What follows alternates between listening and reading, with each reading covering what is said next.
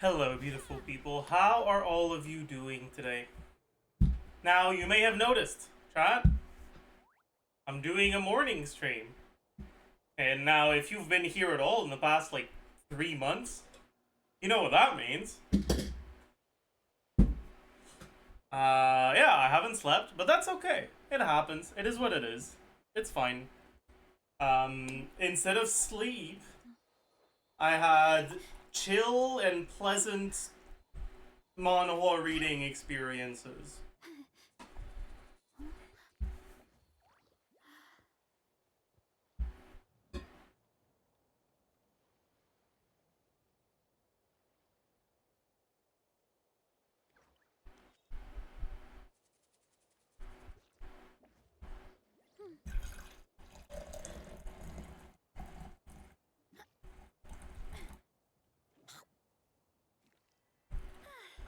Minus 15k, it's for when you say E in Abyss.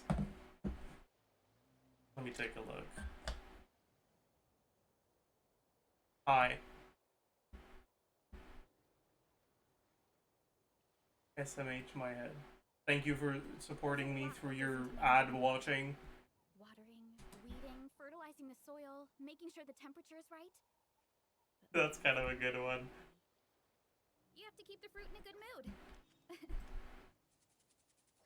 It's not letting me add it. Okay, now it is. Yeah, we can add it as is. We're now at 999 emote slots filled out of 1,000. Oh boy. Hello! How do you do, chat? Understanding. Now you might be thinking, Zajef, you're lying in your title. In truth, I'm not lying in my title. I know for a fact I'm not lying in my title. You know why?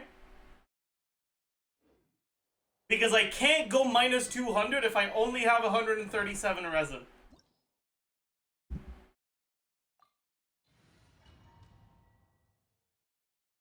See, I've thought these things through. I know what I'm doing. Lying just like Justin Trudeau. Did he say something in particular lately? Or are you just like really?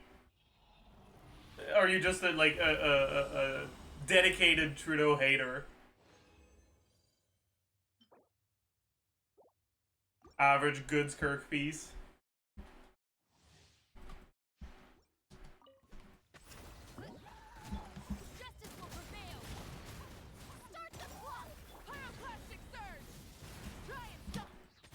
Is the only other Canadian he knows. True.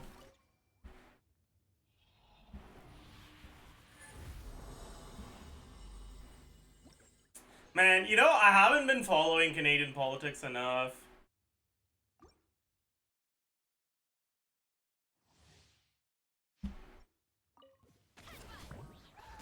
You know, like, sometimes I find it kind of sad that our political parties are kind of scuffed. But a nice upside of it is that even if you don't follow politics, as long as you just know that the Conservative Party is kind of full of assholes, you can't really go wrong with your vote.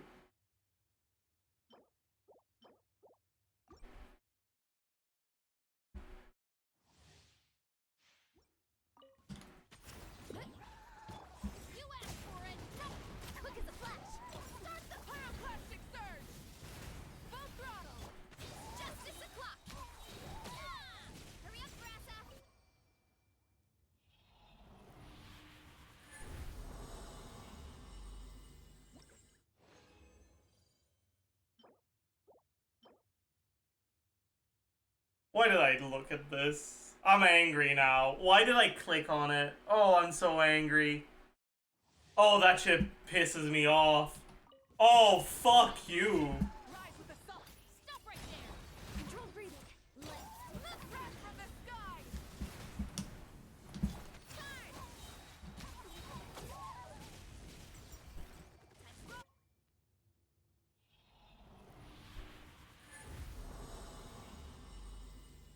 Anyways, chat. When's the live stream? Is it this Friday? In 2 days? Hands where I can see 'em. Stronger. Light of the blazing sun. Hero incoming. In 45 hours? Yeah, something like that. Dahlia League? Oh, are there new leagues to look at? Didn't get anything good. Tragic.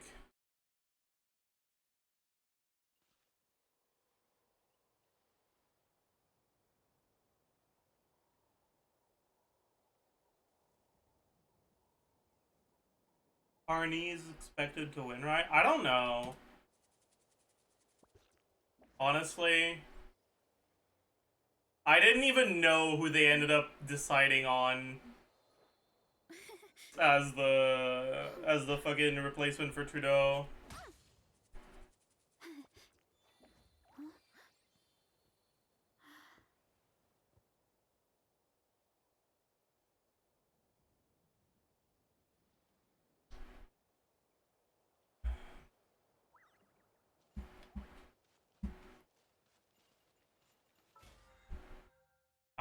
But yeah, as long as Podiev doesn't win, it won't be that bad. But read this later. Dev discussion. Oh yeah, I saw a little bit of it on Nick's stream yesterday, but I wasn't paying full attention because I was playing Balatro. Who's your favorite Pope candidate? Are we fucking K-popifying the papal selection process? Or what are you asking me what Pope I stand? Like what do you mean, man? Like I don't know. I don't know them. Who's your conclave bias? Oh. That's a very funny phrase.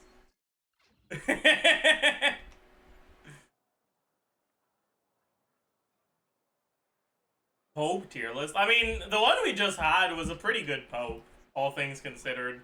Like, I feel like I didn't hear that much about him, but every time I heard about him, it was like, oh, that's kind of cool.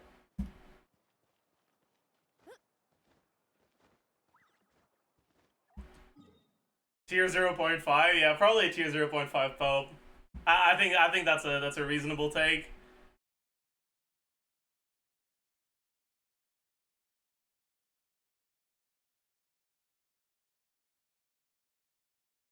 You watched Zajef playing Abyss today, man. I ended up leaving relatively early on. How did it go? How was it after I left?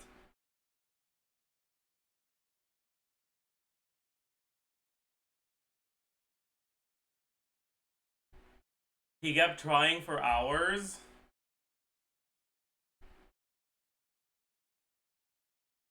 Oh, did he get it? Did he succeed?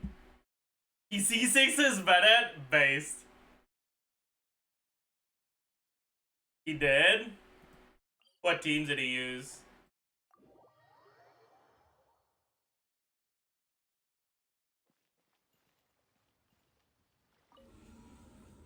Stanley and Hyperbloom? That's what I did, and that's what he was starting with.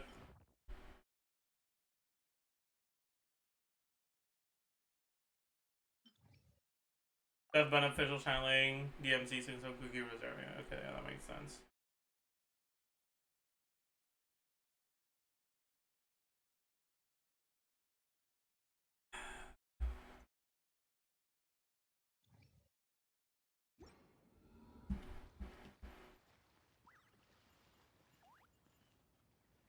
When is the next viewer abyss? I don't know, actually. We'll see. Even use your guide. Yeah, I saw that. I saw him struggling to get up the pillars for a bit.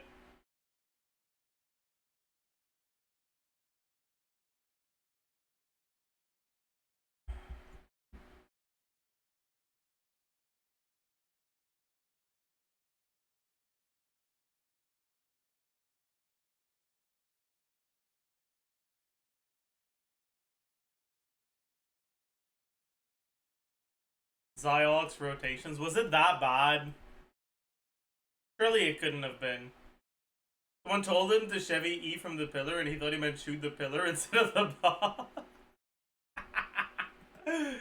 Oh man.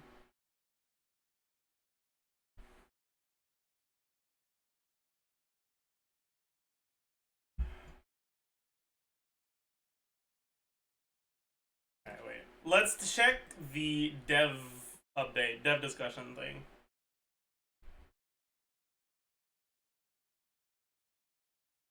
So, oh my god, the fuck is this?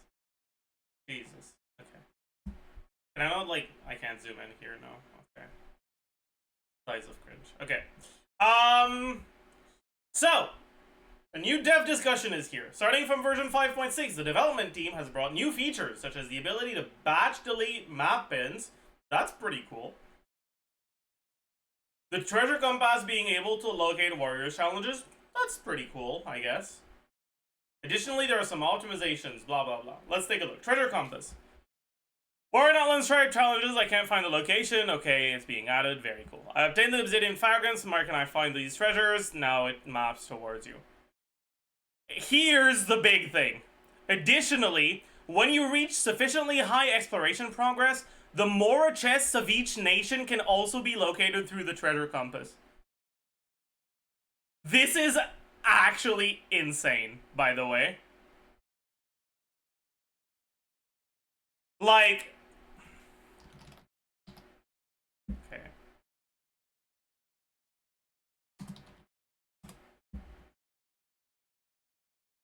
Like, look at how many there are in Fontaine alone. All of these are 10k, 15k, or 20k Mora.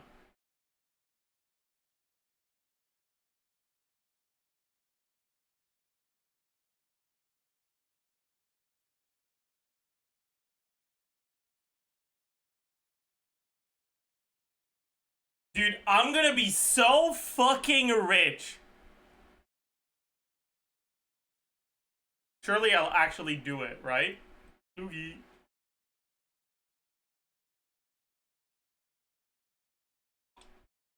Just use second monitor YouTube video route, but then that would mean that I either can't look at chat while I do it, or have to do it off stream. Both of which sound unpleasant.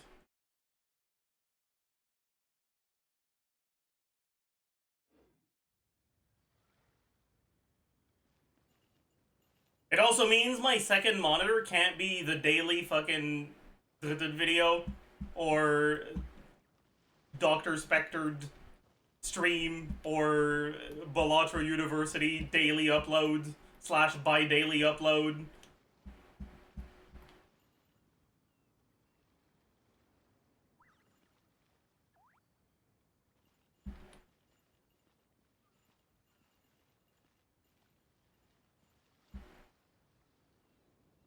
He lost his streak. Did he? I didn't see that. Damn. What deck killed it?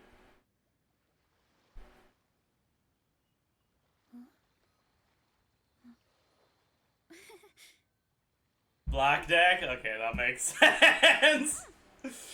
Yeah, that it do be like that. But I feel like if you lose a win streak to black deck, you can say you got unlucky. Like, it's very possible it was not a winnable one. You just ran it down? Oh, never mind then, I guess.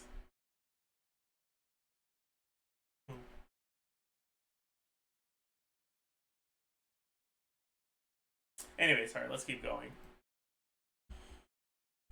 But yeah, I don't care about the exploration progress thing, but I care a lot about all the Mora that this is gonna let me access. So I'm pretty excited about that.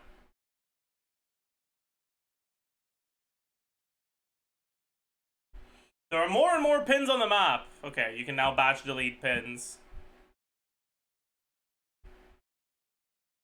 Cool, I guess. That's fine, I suppose. I don't really use pins anymore. The pin limit is too low for how many things there are to mark on the map.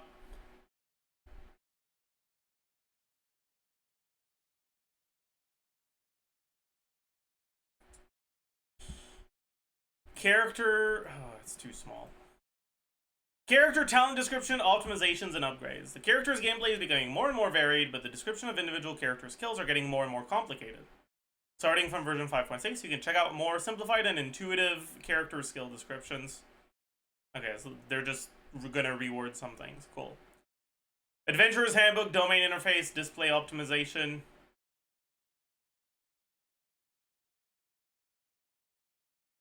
I don't think this matters. Okay, cool. Crafting bench.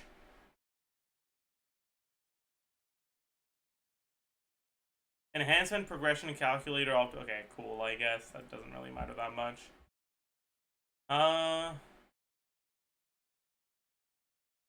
Okay. Yeah. Friendly reminder of the collection progress makes character leveling easier. Oh, that's really nice, actually. That's actually kind of pog. The fact that it tells you how many you have if you track for a character is actually really cool.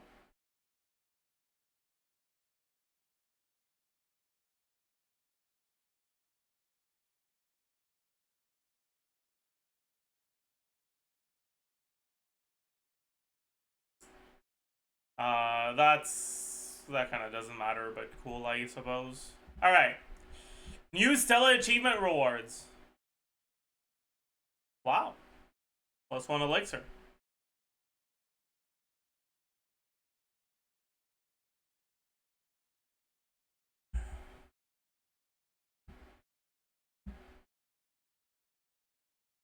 Big. Huge. Monthly elixir, yes sir. My monthly 1/4 of an artifact. Can't wait. My parents always say.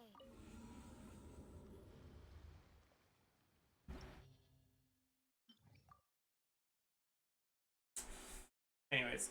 Usually on the 23rd I record the meta roundup, but because I haven't slept, I think I'll wait until tomorrow.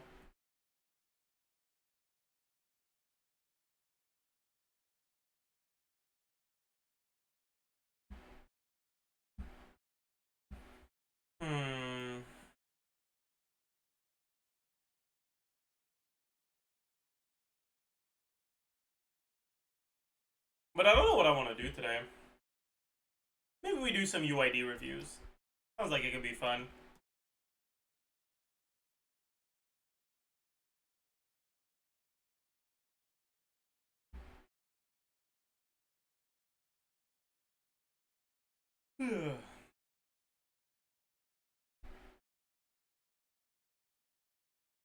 Stall first? I feel like it's so early in the stream to do the stall. But sure, why not? Waste there. We pound. We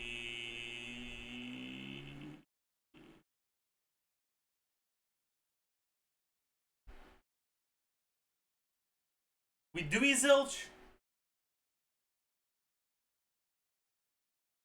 Yeah, fuck it. Let's zilch. It's ozone. Okay. Okay. That zilch was actually pretty clutch here. I would have struggled with a double O if I didn't have it hinted that there's a Z. Rare Z Wordle. I mean, that's what the zilch is for. Because usually with 14 letters, you have enough information. But there's so few words that have a Z that you just don't tend to think of them. So having a Z in it is kind of nice.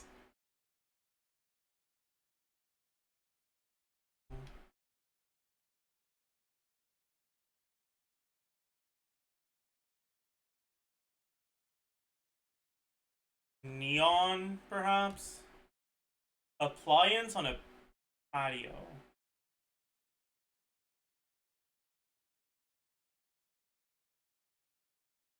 Simplicity. Underpaid employees request. Okay, maybe it's not neon.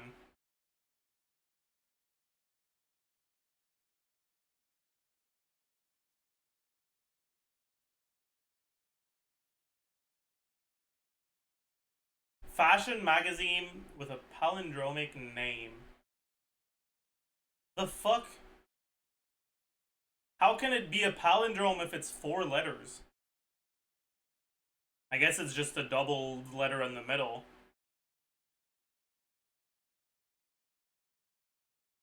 What the?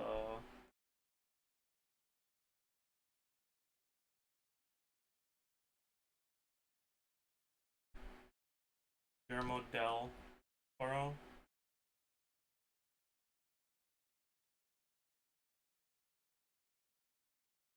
Thank God say.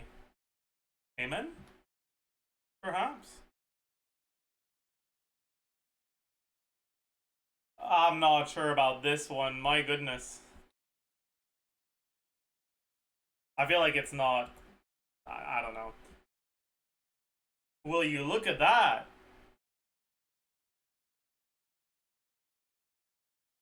G, perhaps?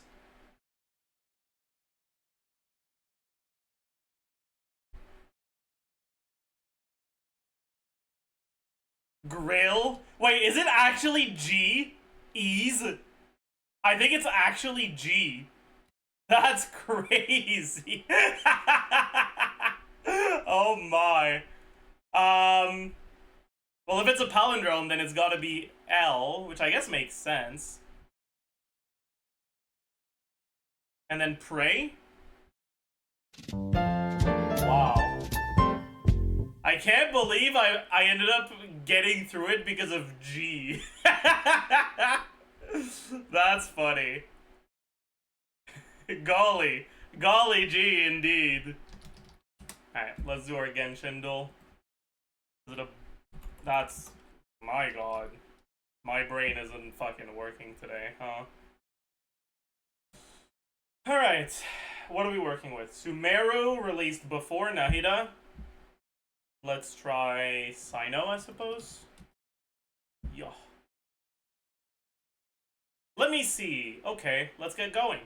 The next location on my list isn't too far away. Or is really far away. Sorry, I can't read. Is that Zhongli? I think that's Zhongli. Yeah, dude, I'm goated with this sauce today. What the fuck?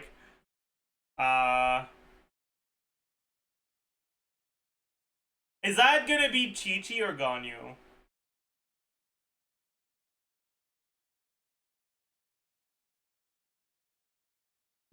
Damn.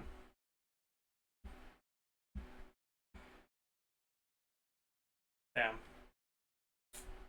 Tragic. Tragic.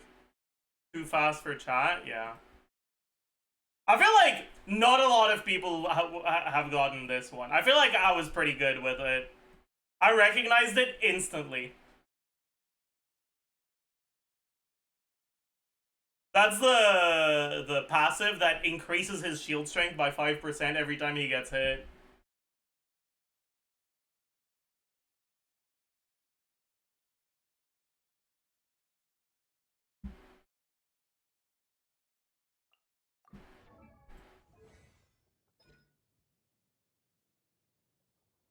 I know my passives, man.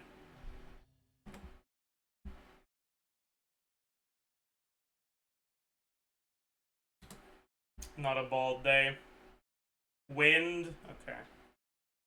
I feel like we got Bronya lately, so I'm gonna guess Sampo. I shouldn't have guessed Sampo, but it's not Bronya either.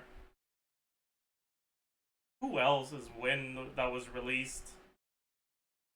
Is there a Herta Space Station Wind character? No. Don Hung, I guess? Yeah.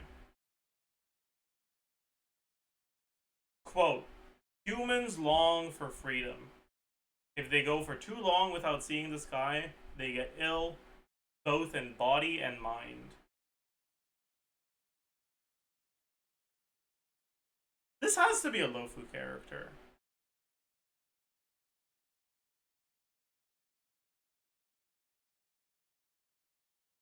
Does it give me Yukong vibes? No.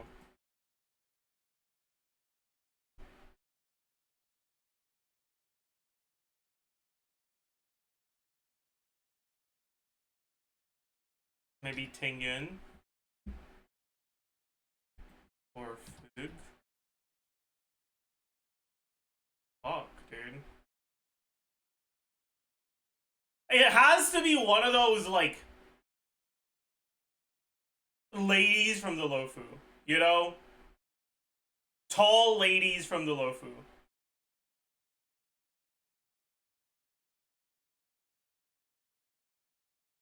Humans long for freedom. If they go for too long without seeing the sky, they get ill, both in body and mind. Dude, who the fuck is that? I'm gonna lose my 1 win streak. Oh no. How do I... Oh, you have to scroll down to close. That's fucked up, man.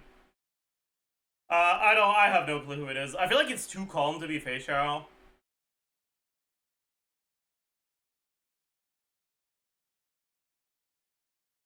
I feel like it's too sane to be Ron Mei.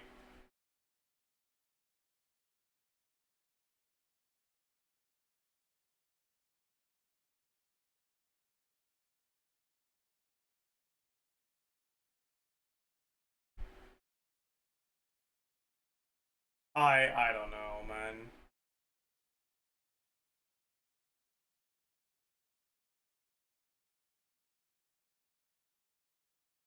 Maybe she's like that? No.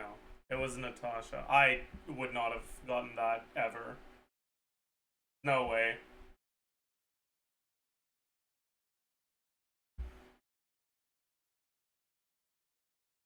Nah, that one was too hard. That one was too hard, man. Daily ability. Okay, well that's one of the sword characters.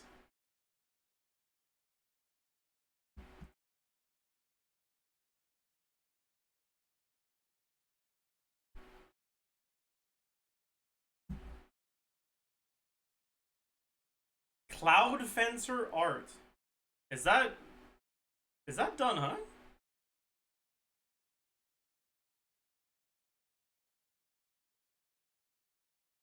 No, I'm stupid. That's Su Chang. Huh.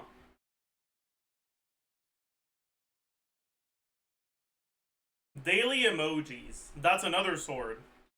I'm gonna guess Yunli. A sword with wind. Maybe it's supposed to be a dagger and it's sample. Yeah.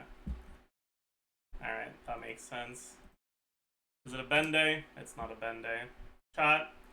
It's a bad day because it's not a Bende. Try Nekomata. Let's try a stun maybe. Oh.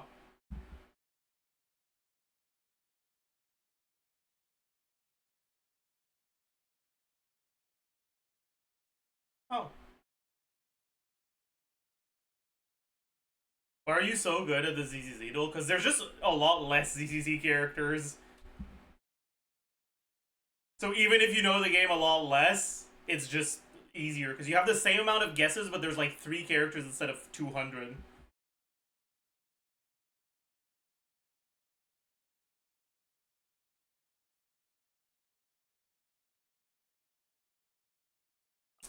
Chat, should we just have an impromptu Ask Zajef?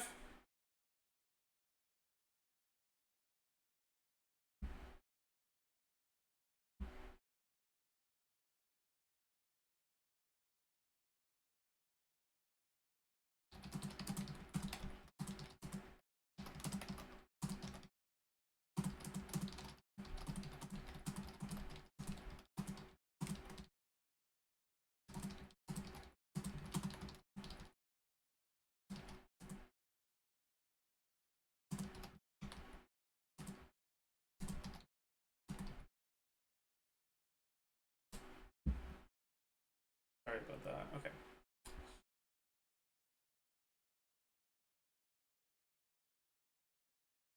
Thoughts on Silverwolf buffs? I haven't seen them. What are they?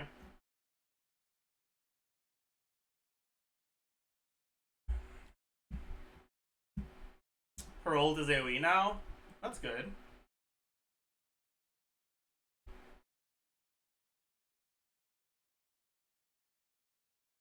It's probably not enough, right?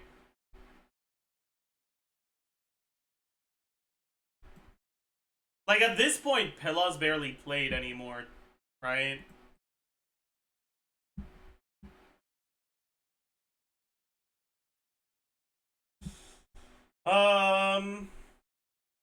So, decrease def. Was that already 45% or is that a different number?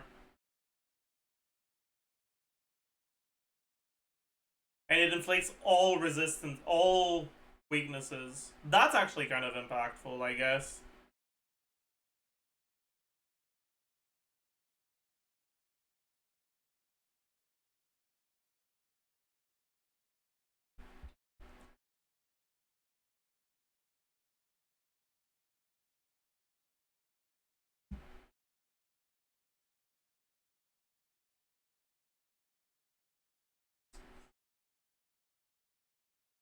But yeah, from my understanding, characters like Pilla in the current landscape of Star Rail just don't do enough outside of teams that specifically need you to have Nihility units or debuffs.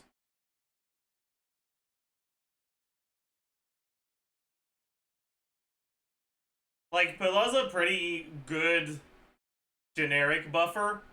Pilla is kind of like...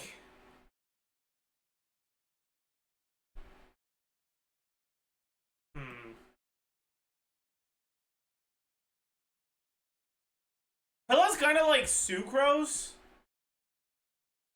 except they keep releasing archetype-specific Chevreur's equivalents for all the fucking archetypes. Not really Chevreur's equivalents, but more like, I don't know, Citlali equivalents or some shit. Where, like, she's still good, and if you limit the amount of 5-stars you can use, she's probably gonna make your team. But compared to a niche support that works, that has synergy with your carry, she just is gonna do a lot less. That's how I perceive the Star Rail meta, from what I'm told, as someone who doesn't play anymore.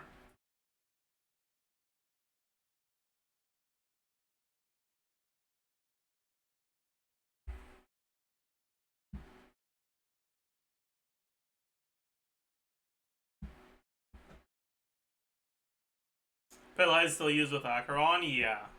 That makes sense, right?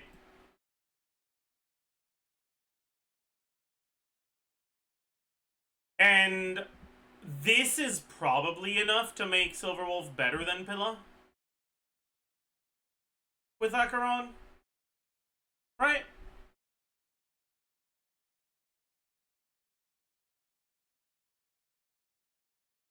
The fact you always apply the res shred to all elements is actually kind of a big deal, right? Because right now,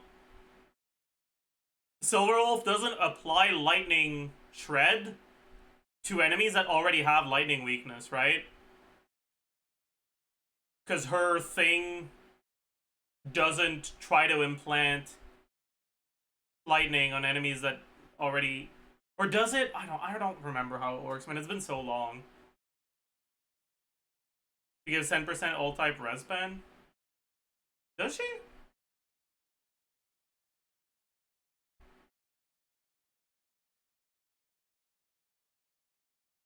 Dude, it's been so long since I looked at.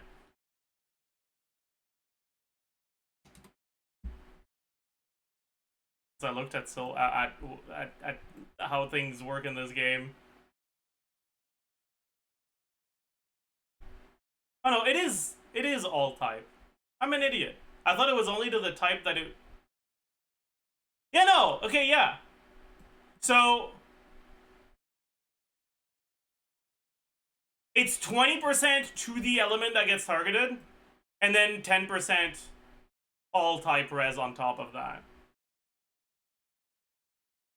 So it's either changing to 20% like across the board, or this number is now also across the board and it goes to 30% across the board.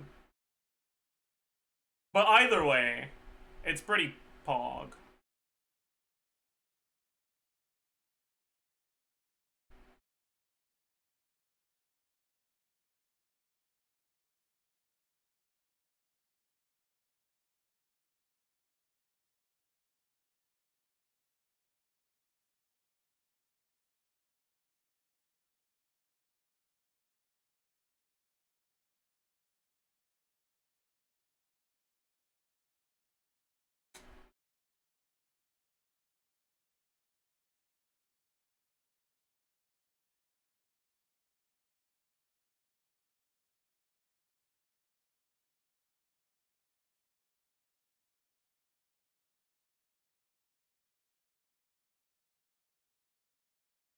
Pridwin War and Sneaks. Yo. What's Acheron's optimal team now? Don't ask me, man.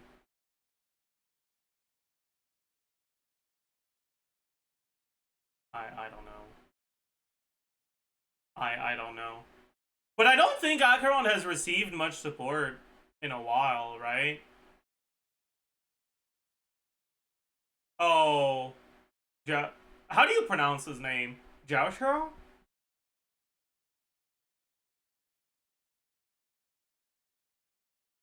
Is that how you pronounce it? Close enough? Okay, then whatever. Joshua's, I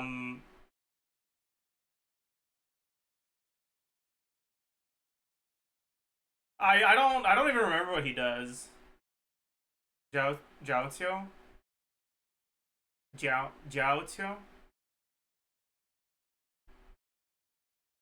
Whatever.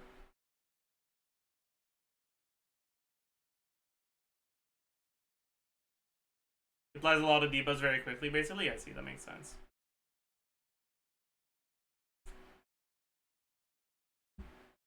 But there's Jiao, there's Sustain, and then there's either Pillar or Silverwolf, right? And right now it's Pillar, but with these changes, would you play her over Pillar? Maybe, probably. Right? Would you, though?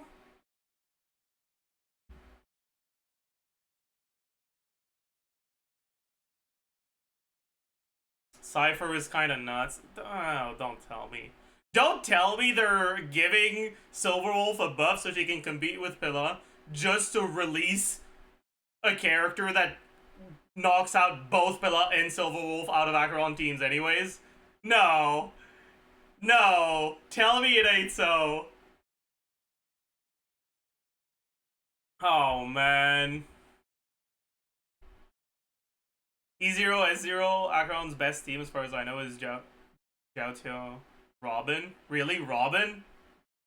That's crazy. Like, I guess it kind of makes sense.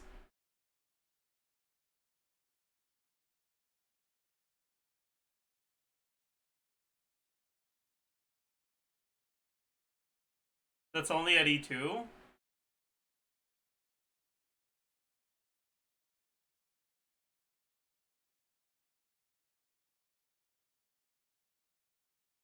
Is it?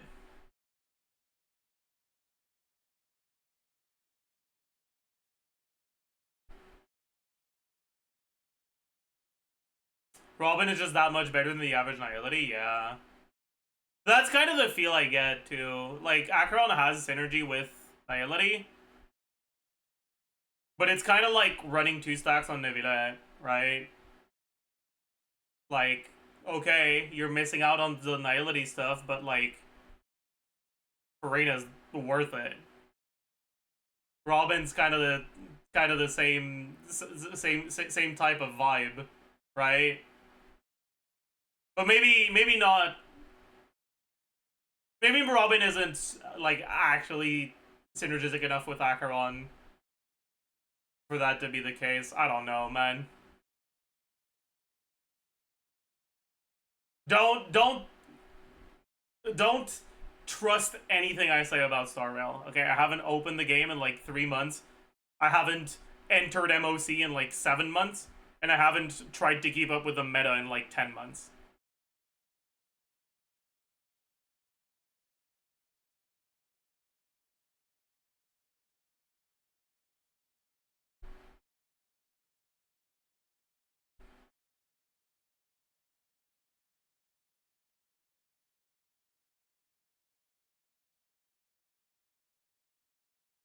Thing is, Acheron's biggest issue has always been her damage profile, so Cypher distributing that. I don't know how Cypher does that. I don't know what Cypher does.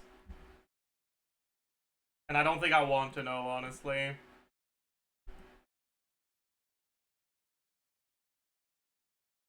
Will Mawika, Shilone, and Yansan work as a Bennett-less core? Well, are you asking me if you can do a team with this? Yeah. Will it be better than Bennett? No, but will it be good? Yeah.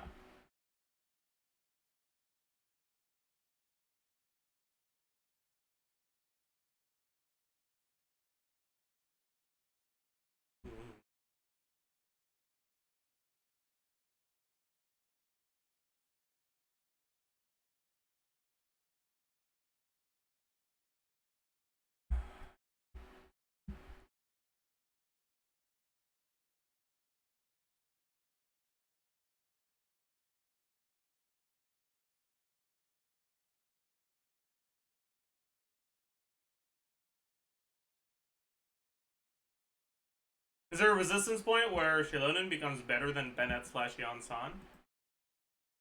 In which slot? It's not like you can replace both. Like, if you're using Shilonen here, one of your slots, there's other slots is now free. Like, do you mean with Bennett? Like this? But yeah, of course there is. Right? Like,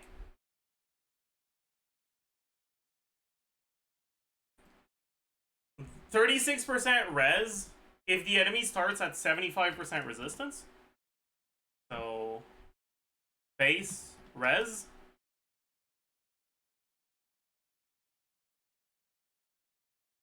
Shred. Total res. And then percentage increase. Do you have any recommendations for the current Abyss for someone who quit after Nevilet Banner and doesn't have a Raiden, kind of struggling at floor 12, 6 stars? Did you mean, when you say you quit after Nevilet Banner, do you mean you got Nevilet or you didn't get Nevilet?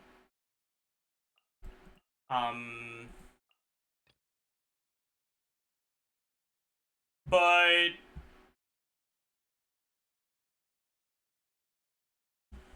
I mean, at the end of the day, it's going to depend a lot on... I got Nevilet C2. Okay, cool.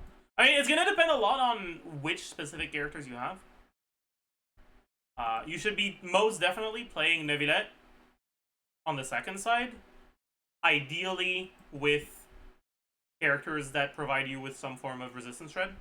So, at least one VV character, 100%. And then just build whatever Nevilet team functions with the characters you have. From that. If you're struggling with the first chamber, you can decide to bring characters that are good at breaking the Pearl Shield, like Rosaria, Xiangling. Who else? If you have Ayaka, you can use Ayaka.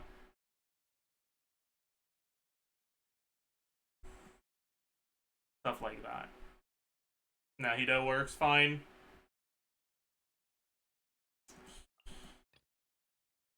And then on the first side is just a matter of having a team that deals with enemies well. Xiangling is outright fucking broken against enemies like Tolpa. She deals more than 3 times more damage from the fact that Tulpa is a very big enemy, so you get multiple hits per Pyronado Revolution, and all of those hits get reacted because of the innate Hydro Aura.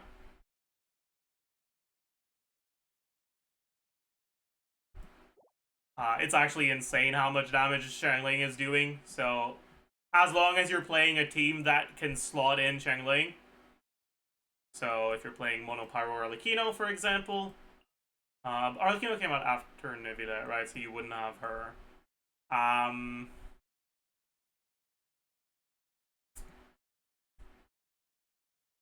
You could just play a carry Xiangling team, too.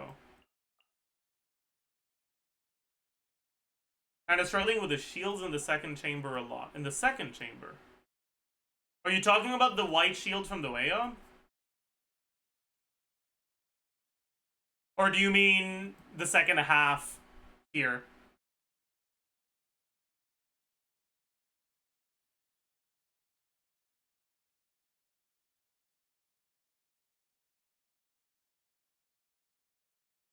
I mean, okay, yeah.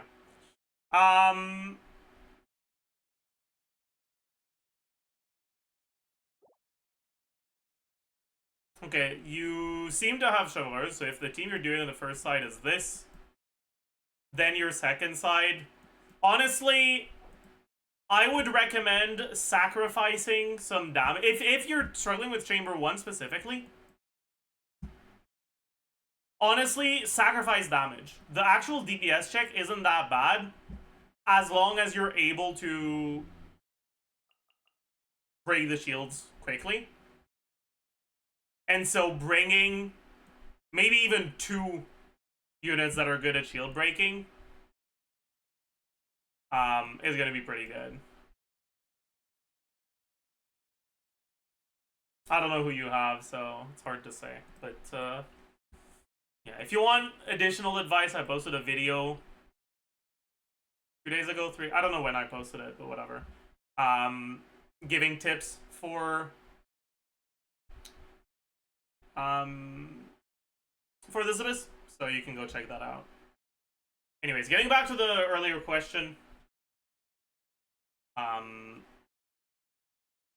Okay, by default, right, enemies have 10% resistance, so 36% shred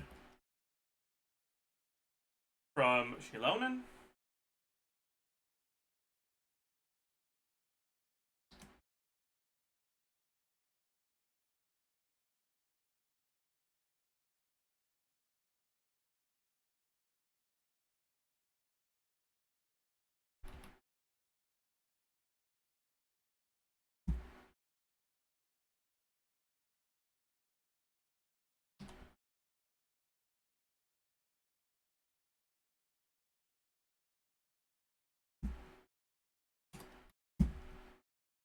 Right? From the shred, from the 36% shred, is a 25% increase. If you're fighting an enemy that is like a Consecrated Beast, for example, Consecrated Beasts have 30% resistance. Baseline, and 70 to their own element. But if it's the 30% baseline, then the shred from Shilonen is now increasing your damage by 47%.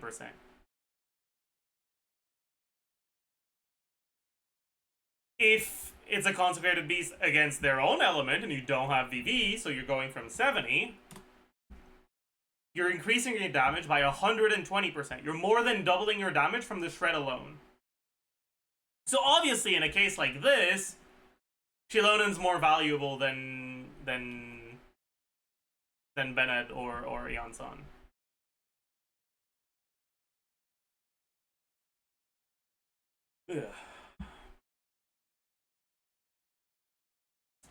With Citlali, you always end up starting with 10% less, though.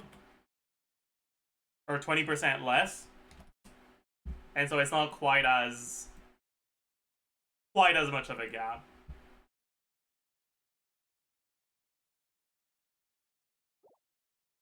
Shame that AMC literally gives more shred than Chilonen. See, that's the sort of thing that's like, it's technically true. In the same way that, like,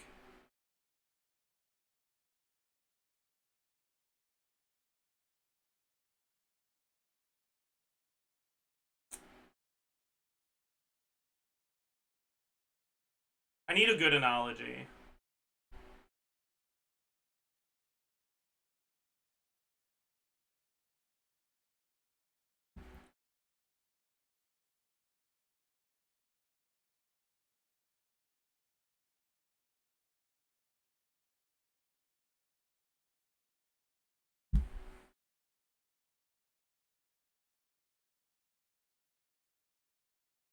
Tomato is a fruit?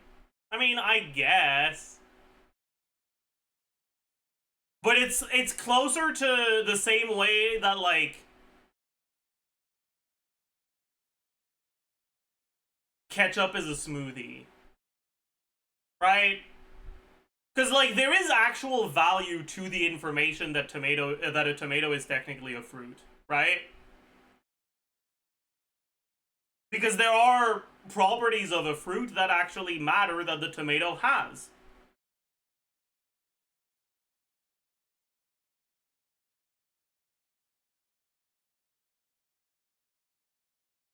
But a smoothie is a social construct. Like, it doesn't actually do anything in and of itself. A smoothie is just one of the ways you can serve your food, basically. Right? So, like, can you make the argument that ketchup is technically a smoothie? Sure. But is that information ever going to provide any sort of value to your life? No. It never will.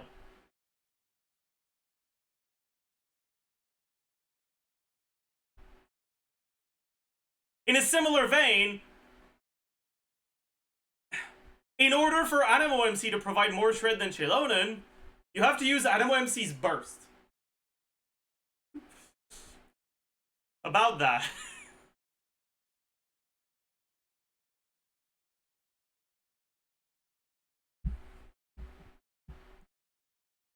I mean, you also get the VV, but, like, bro, let's be honest. VV, 4% more is not actually more.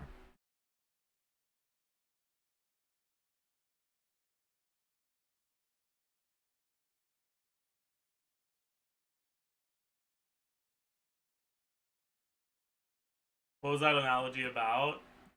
We were talking about how resistance strike can be more valuable when enemies have higher resistance, and someone brought up that Animo MC provides more shred than Chilonen does.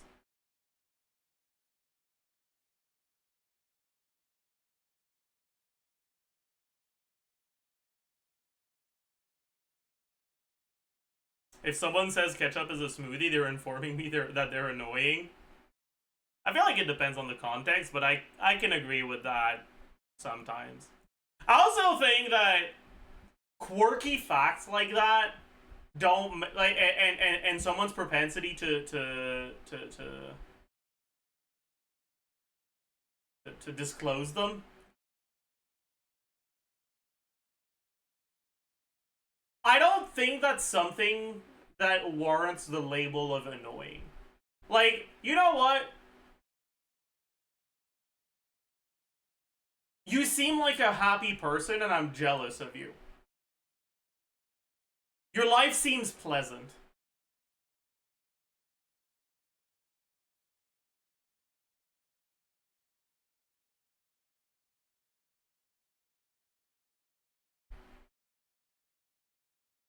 I wish my thoughts could settle on pondering upon the value of the statement of, or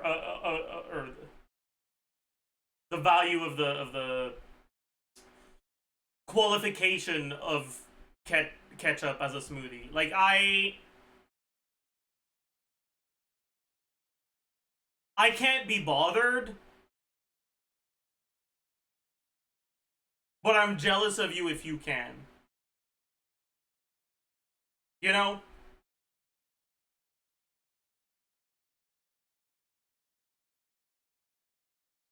They're just whimsical and chill like that. Yeah, exactly.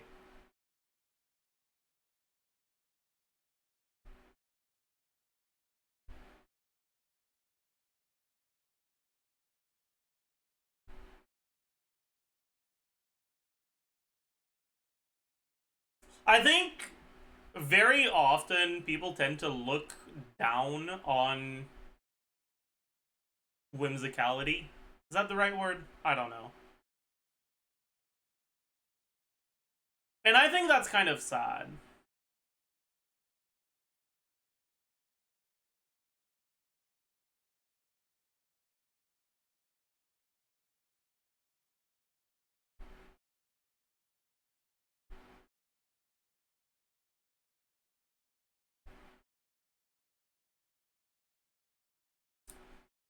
Which 4 stars are worth leveling? It depends on which characters you use, obviously. But 4-star characters that will see a lot of play on a lot of accounts.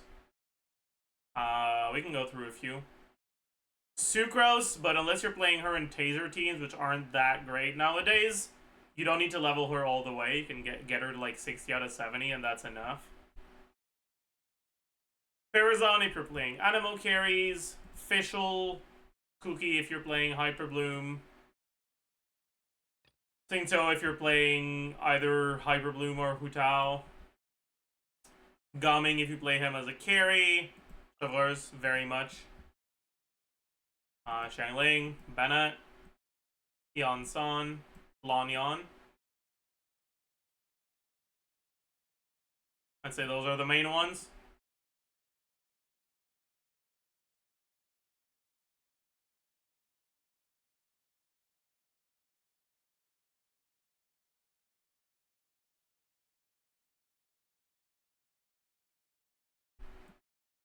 And then a little more niche, I guess kind of like Farazan to some extent.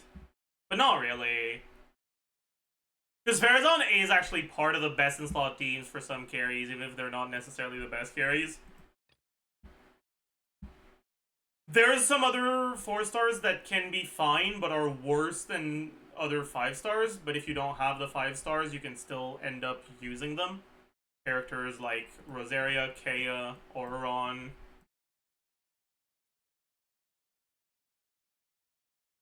Toma.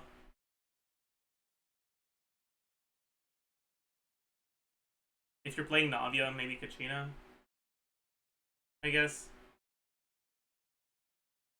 Yao Yao to some extent, I suppose.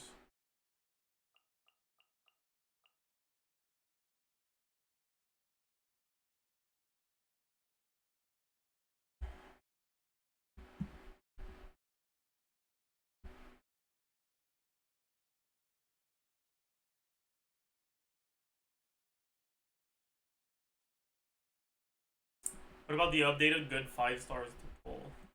Man. Good 5-stars to pull is such a difficult question to answer.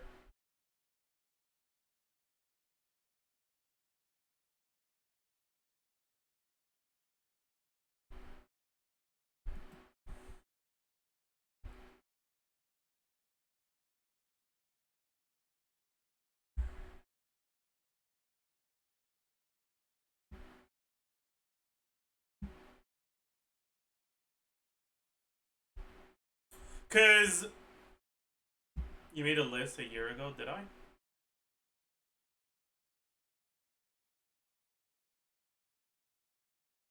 Oh. But that wasn't...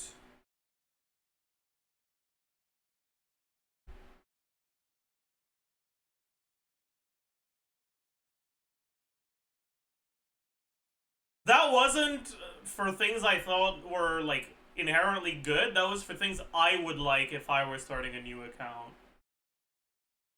Right? But we can take a look at it.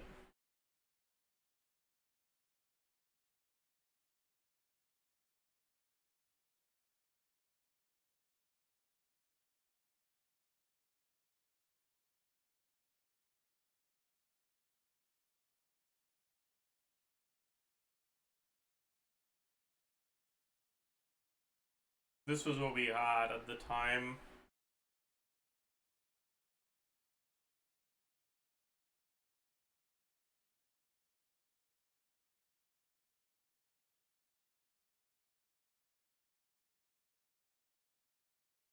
Yolon Sneak.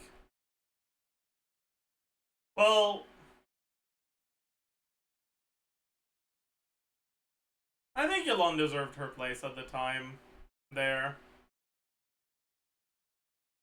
Now he did more of a sneak than Yolon? No, definitely not.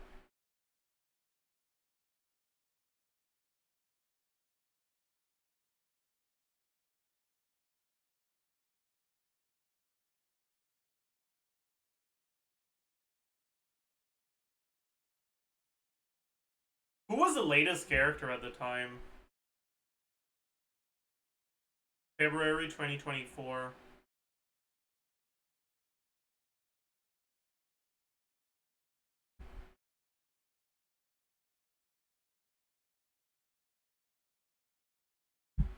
Xianyun or Navia? Was Arlecchino out? No. Okay.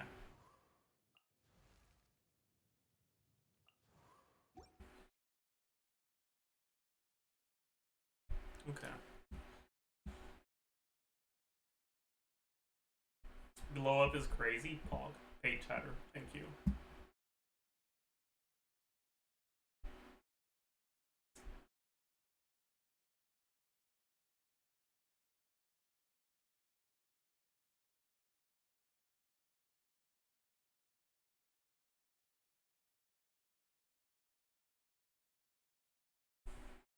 Yeah, I mean,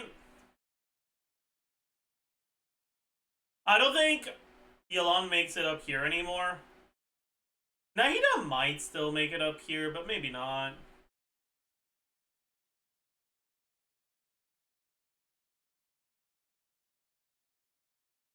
The way I see it, if you're starting from a new account that has nothing,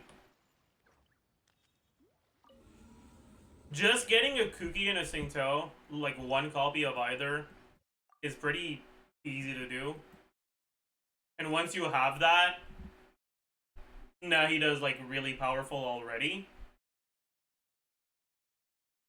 And a lot of the other carries are pretty reliant on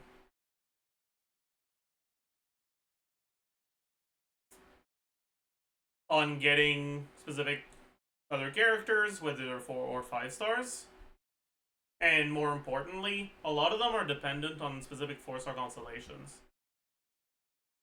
I think people tend to underestimate the effect of consolidated constellations.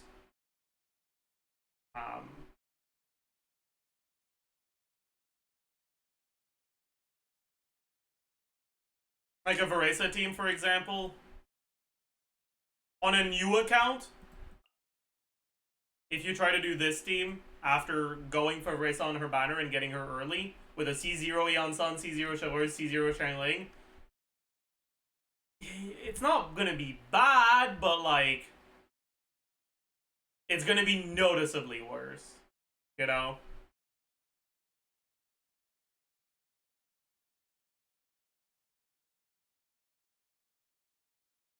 Especially if you don't have the favs for these characters.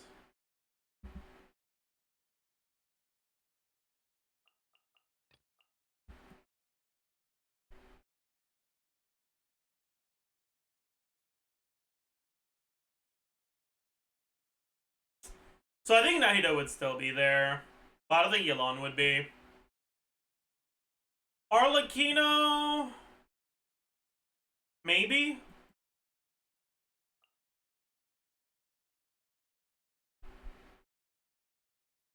Yeah, Arlecchino I think would be there, yeah, maybe.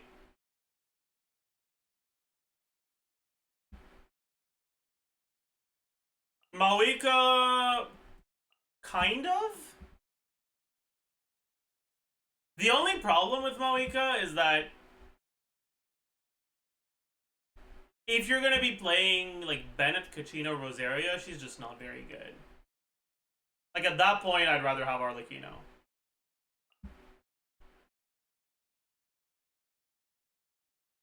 But as long as you're going for any of the Nalan carries that like her in their teams, like Varesa, Kanich, Chaska, whatever, or you're also going for Shilonan or Sitlali, Malika shoots up in value, right?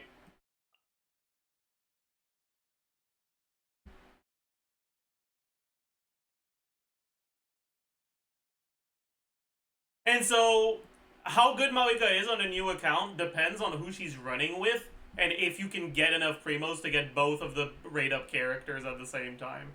Or depends on who's coming up next banner.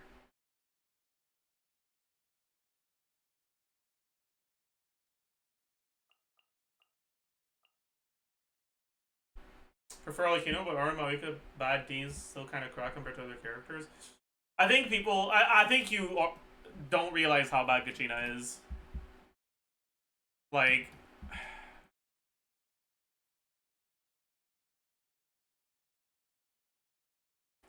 in the sim, there's some fucking slightly sus Petra bullshit that reaches upwards of like 120k in melt for Malika with Rosaria or Kea.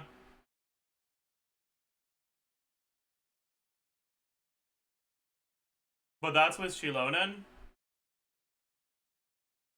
Let's see how much we have to scroll until we see our first Kachina. You know what? I'm just gonna fucking... Wait, Kachina's not implemented. Never mind. That he's an idiot.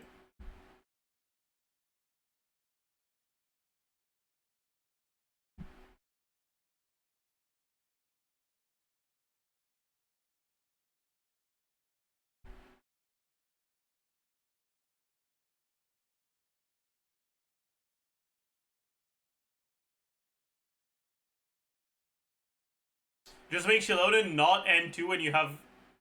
That's actually a good point. I can just do that.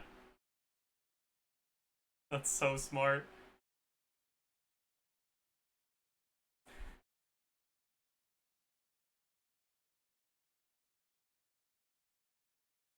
I'll give her max refined fab with 100 crit rate. Because without the N2...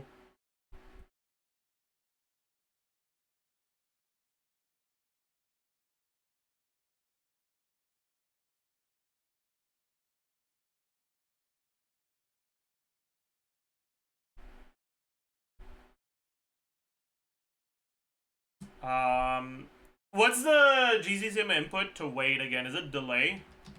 I think. No. Maybe?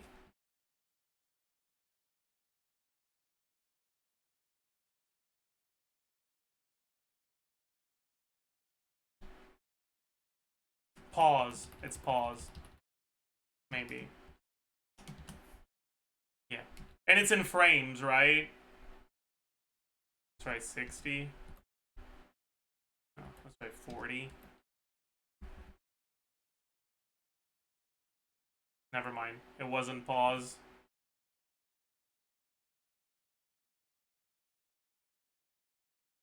That's not.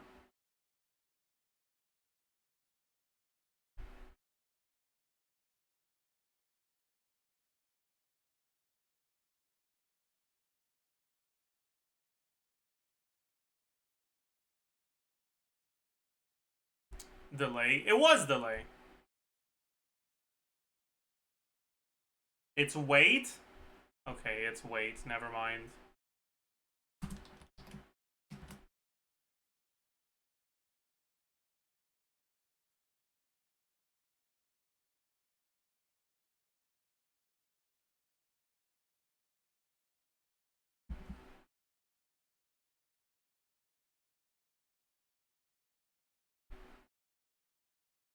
Okay, that makes more sense. But the thing is, this is an Omega sus sim to begin with, and we're already losing almost 30k DPS from using Kachina instead. Oh, also, We gotta lose 28%. No, we don't. Never mind. And if you look at the sims that are less sus, this is...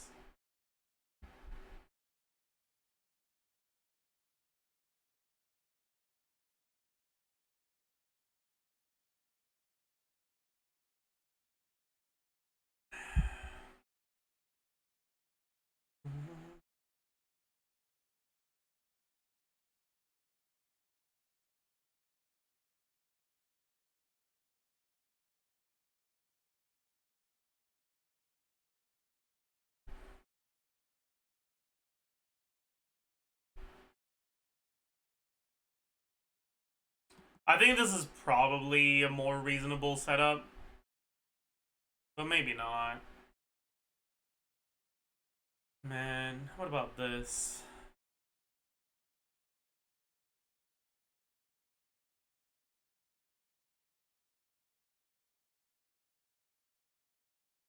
Man, I don't got it in me.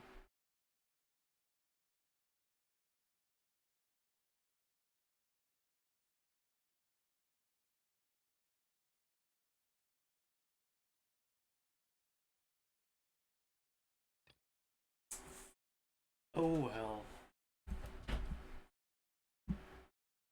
Yeah, biggest Farina fan on earth. That's why I did one normal. And then wait instead of just wait. But anyways. Do you guys have any other interesting questions? Or uninteresting questions? I'm here to answer them all.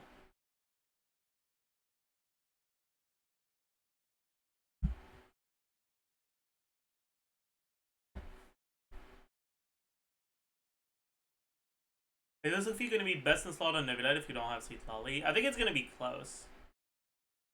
It's going to be at least competitive, though.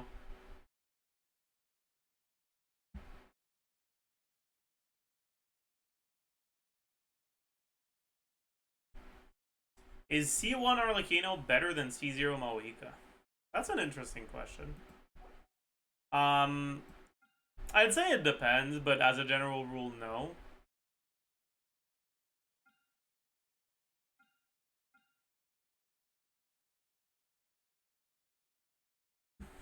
The biggest thing about Arlecchino is that her damage distribution is less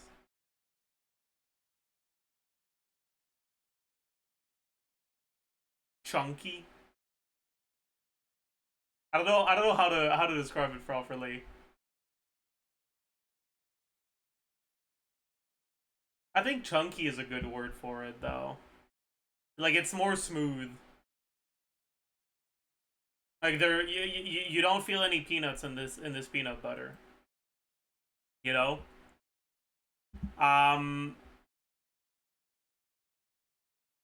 Which means you don't tend to overkill enemies very much.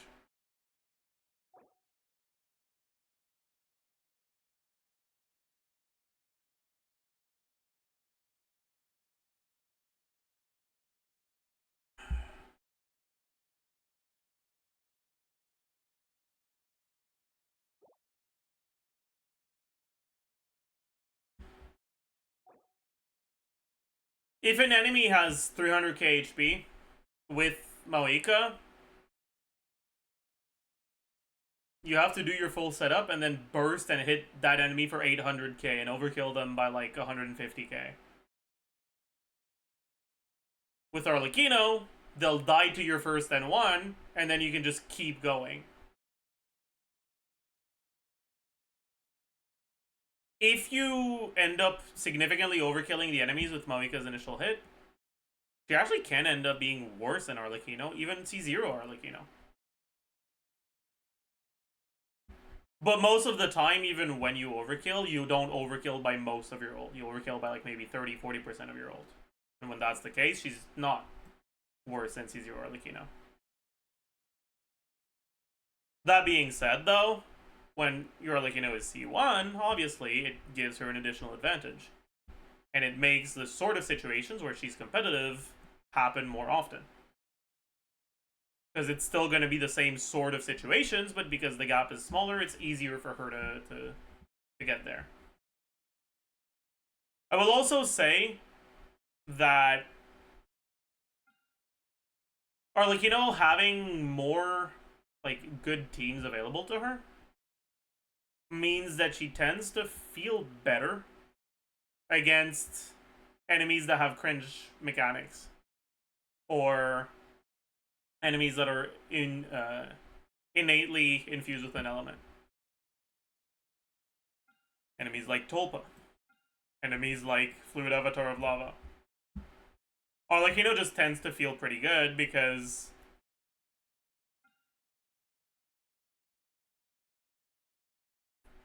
she has a lot of teams.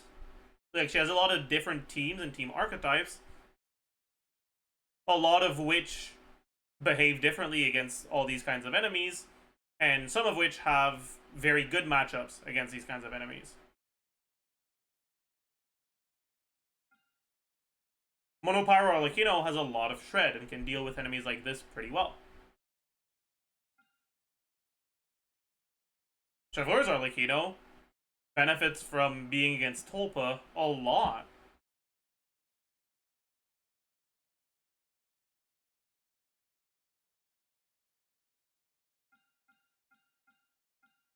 So, will you sometimes get faster clears with C1 Arlecchino than Maoika? Yes. Would I say that C1 Arlecchino is better than Maoika overall? I don't think so. But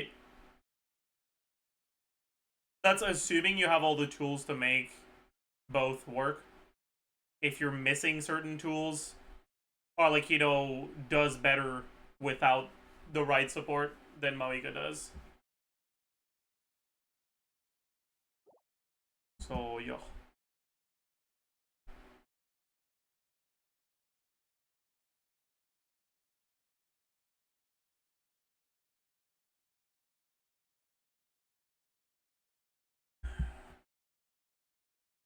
I don't know why, but people seem to underestimate Maoika's charge attack.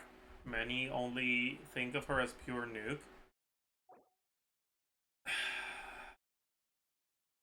Yeah. I will say, if her charge attack didn't get gutted in beta, it would have been a fucking hilarious thing. V1 Maoika, man. Holy fuck.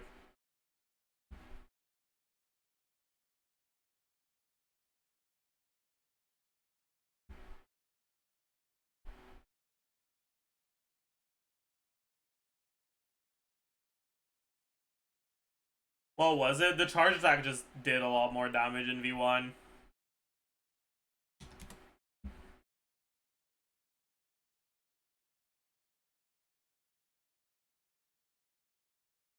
Right? On live, the charge attack is 195 and it's plus 1.02 per fighting spirit, so it's basically plus 200, plus 204. It's basically 400 motion value. In V1, it was a 1.44 instead, so that's 288. And it was 217 base, so it was over 500. Basically, if you're getting 400k melts on live, you would have gotten 500k melts on V1.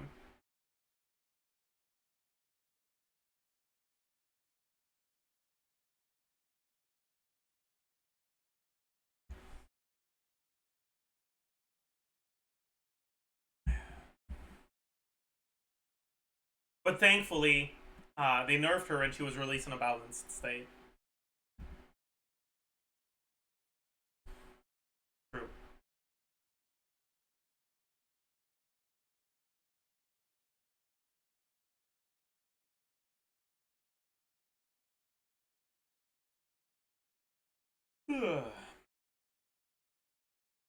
Balanced. Yeah. Yeah.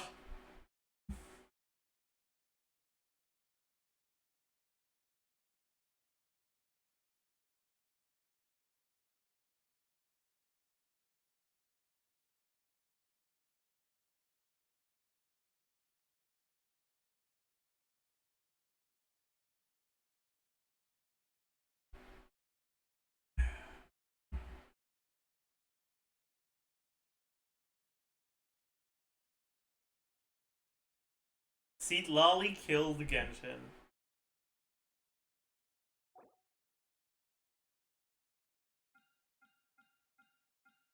Honestly, I think that's kind of a fair statement.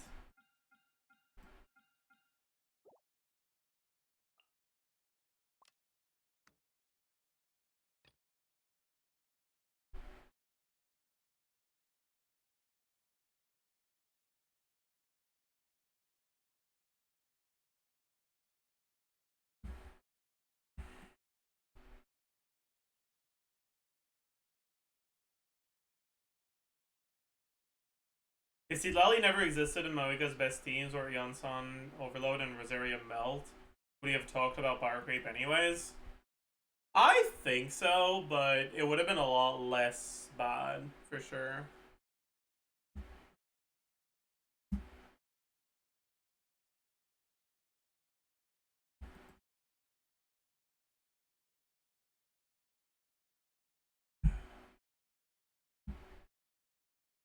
See, Lolly really was the...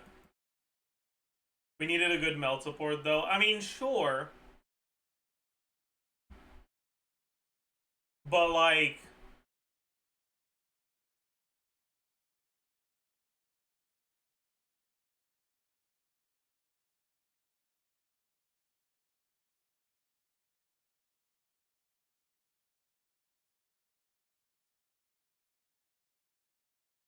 It's kind of like... Picture this, okay? You're 17 years old. Your 18th birthday is approaching. And you've been receiving hints from your parents that your birthday gift will be a car.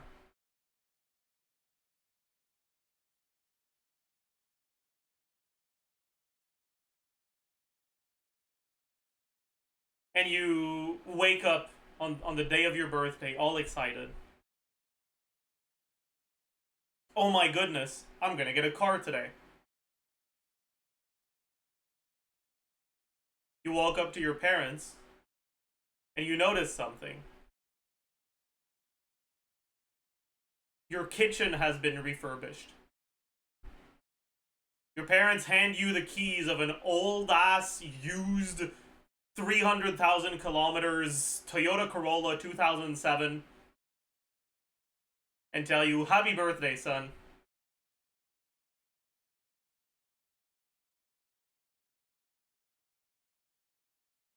And you're like, well, I guess the kitchen needed to be refurbished. Like, cool, but like...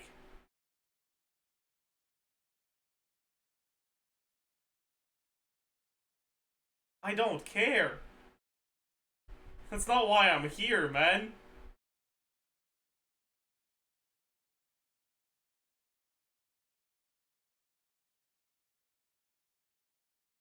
I don't recommend it, just on your own. It's fine to do Virgin Nevilet if you want, just because it's Nevilet with characters that can break the shields, but an actual Virgin focused team won't be the best.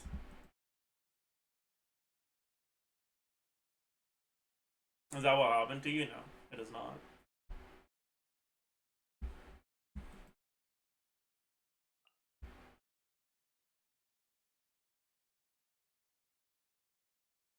To be honest, I honestly care more about a kitchen than a car. Metro is superior anyways. There is no metro here.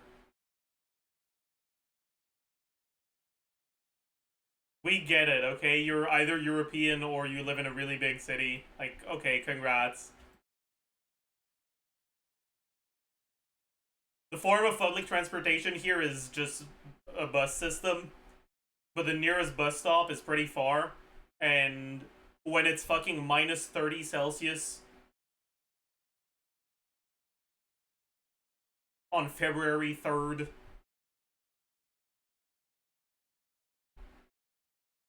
I don't want to fucking wait outside for the bus that's gonna be 30 minutes late because of the fucking snowstorm. Okay? Like... yeah.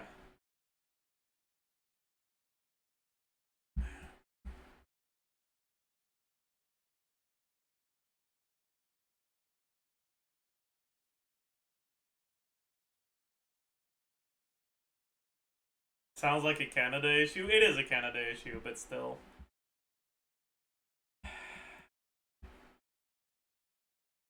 No, actually, the worst part is when the bus is like 2 minutes early, but you don't get there 2 minutes early, and then you miss the bus and you have to wait an hour for the next one. That's the worst part. That's what I hated the most about public transport.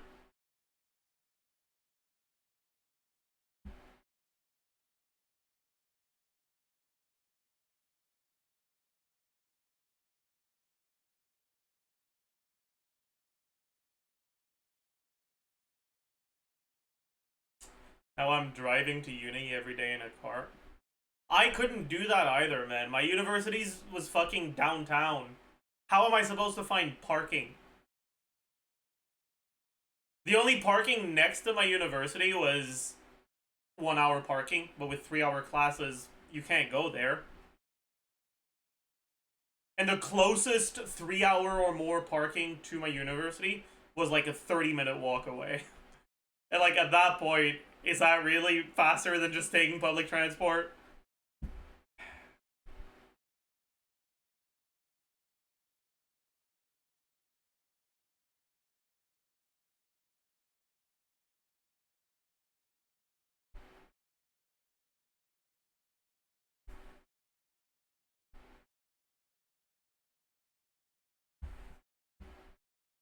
Yeah, so Luna, you can hit me up whenever, by the way.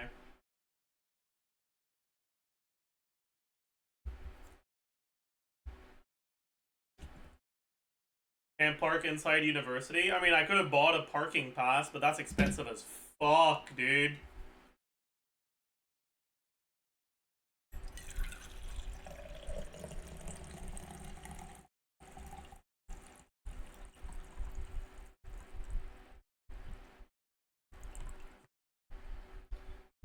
And when you already have to worry about rent, utilities, tuition. I didn't have to worry about tuition, but still. I can empathize with people who do.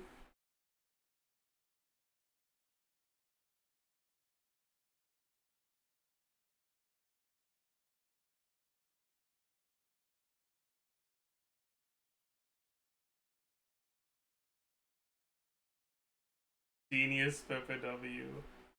It wasn't even because of my grades. I didn't qualify for a lot of scholarships because I didn't have to pay for tuition.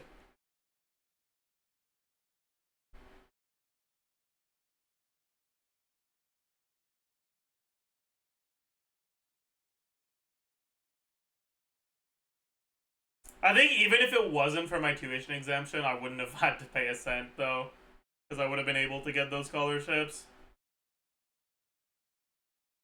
Is Canadian tuition as cooked as the US? I don't think it's as bad, but it's not good.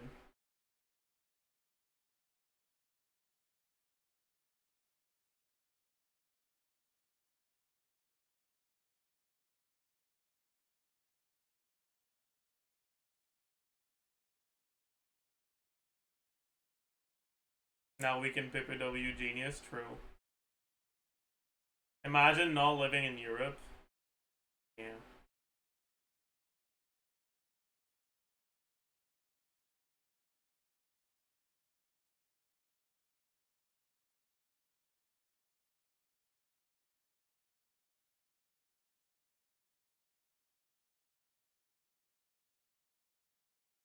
What did you study in uni? I studied physics and math. And it was fun until it wasn't. Let's just put it that way.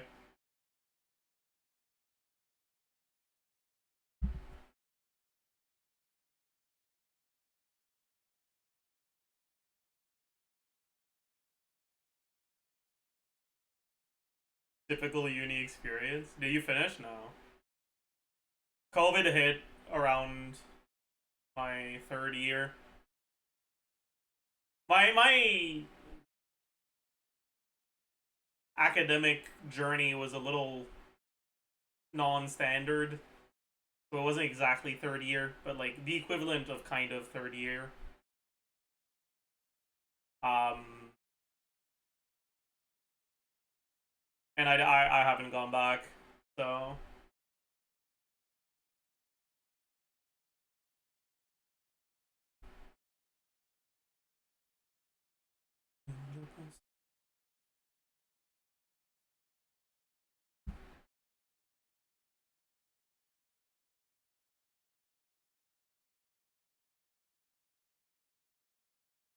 Did you take GR? What's that?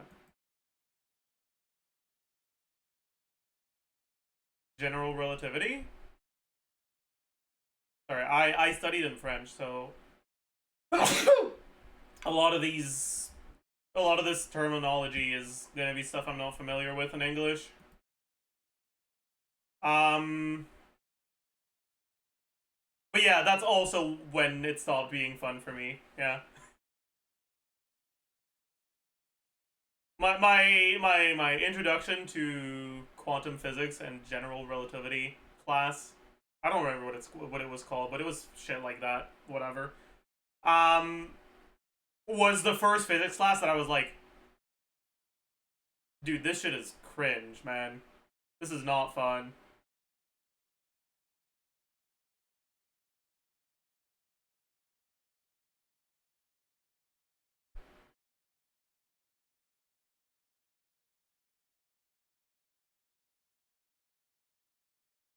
Do you like Newtonian physics more? Yeah. But honestly, in retrospect, I think the most fun I had was stats.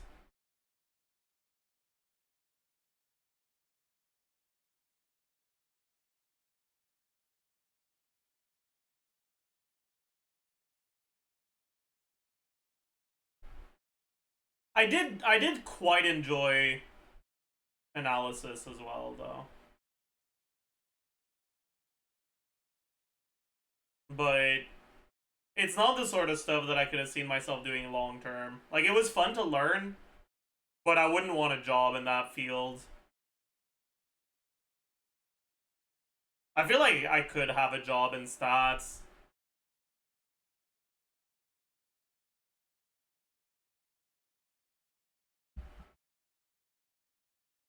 Alright, chat. We're gonna be joined by Mr. Saluna. And we're gonna talk about Iskafi. So hello. Hello.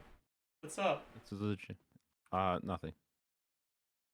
We didn't have any plan, did we? No. Sorry. Let me turn you up a little bit.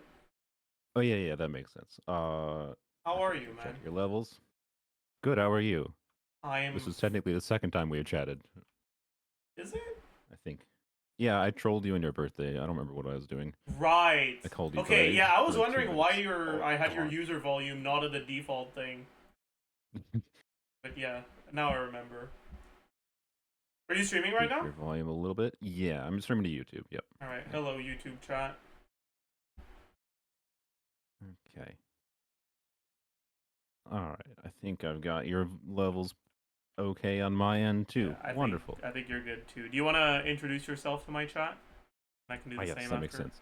Go ahead. Hello, Zajef's chat. I am Saluna. You may have heard of me as a paid suggestion, but I make mostly YouTube videos and I do streams with Genshin, whatever content, of course. But I like to focus on doing shenanigans with whatever kinds of characters. So like Superconduct Sitlolly. We'll probably be trying Superconduct of the character we're going to be talking about today. Oh in the boy. future. Look, I mean, it's now a thing that I'm apparently known for, so I Oh can't not boy. try it. But anyways, recent shenanigans other than Superconduct, involve like DPS Lanyan, physical Muika, whatever, DPS Eon Son, yada yada, all kinds of things like that. I do what I can. That's what I try to engage with Genshin is do what I can to try to make whatever silly idea I have work and evaluate how compelling of an idea it is. Some like DPS Lanyan is actually a surprisingly compelling DPS. Some like Superconduct at Lolly, you probably shouldn't do, but yeah.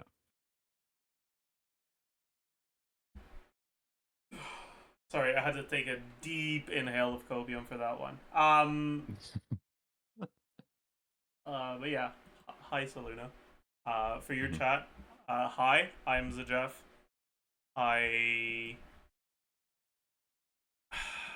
How am I even supposed to introduce myself? I'm barely even a theory crafter anymore. I just yap. I'm a yapper. Mhm. Yep. Yapper extraordinaire. That's me. That's all you're gonna say. Yapper extraordinaire and half your time in spreadsheets.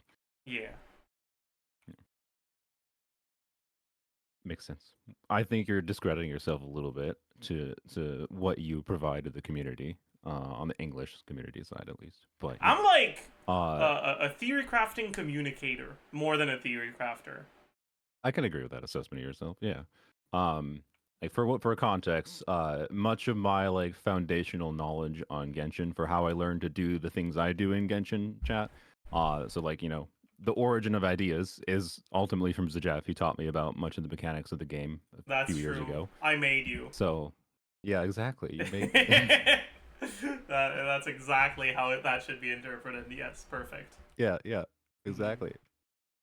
Um, so anyways, the actually I don't know. I feel like we should go in co-op, although I don't know if it matters much, just so we can run My around each other God. or something while we I outro. But if haven't you been don't in want to give me co-op your in such a UID, long time. Sure, I can give you oh well, your co-op is a UID. great experience. I tried co-oping on my casual account that has like two built characters, non-Natlan characters, the other week with the new boss, and it was awful trying to beat that boss in co-op.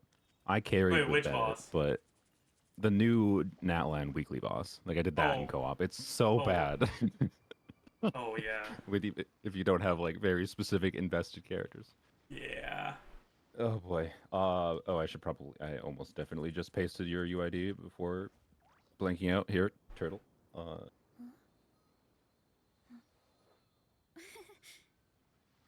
Did you? I'm assuming you don't want your UID shown. I don't hide my UID to people, but Oh, I don't do really you? care about hiding it either. My Oh, okay. Spotify is where it is just because it fits well there, not because I'm trying to hide Uh, my UID. I don't care. I see. I see. Well, it's not hidden. I already hit it. Except I can't get it to paste. Why? Okay. Do.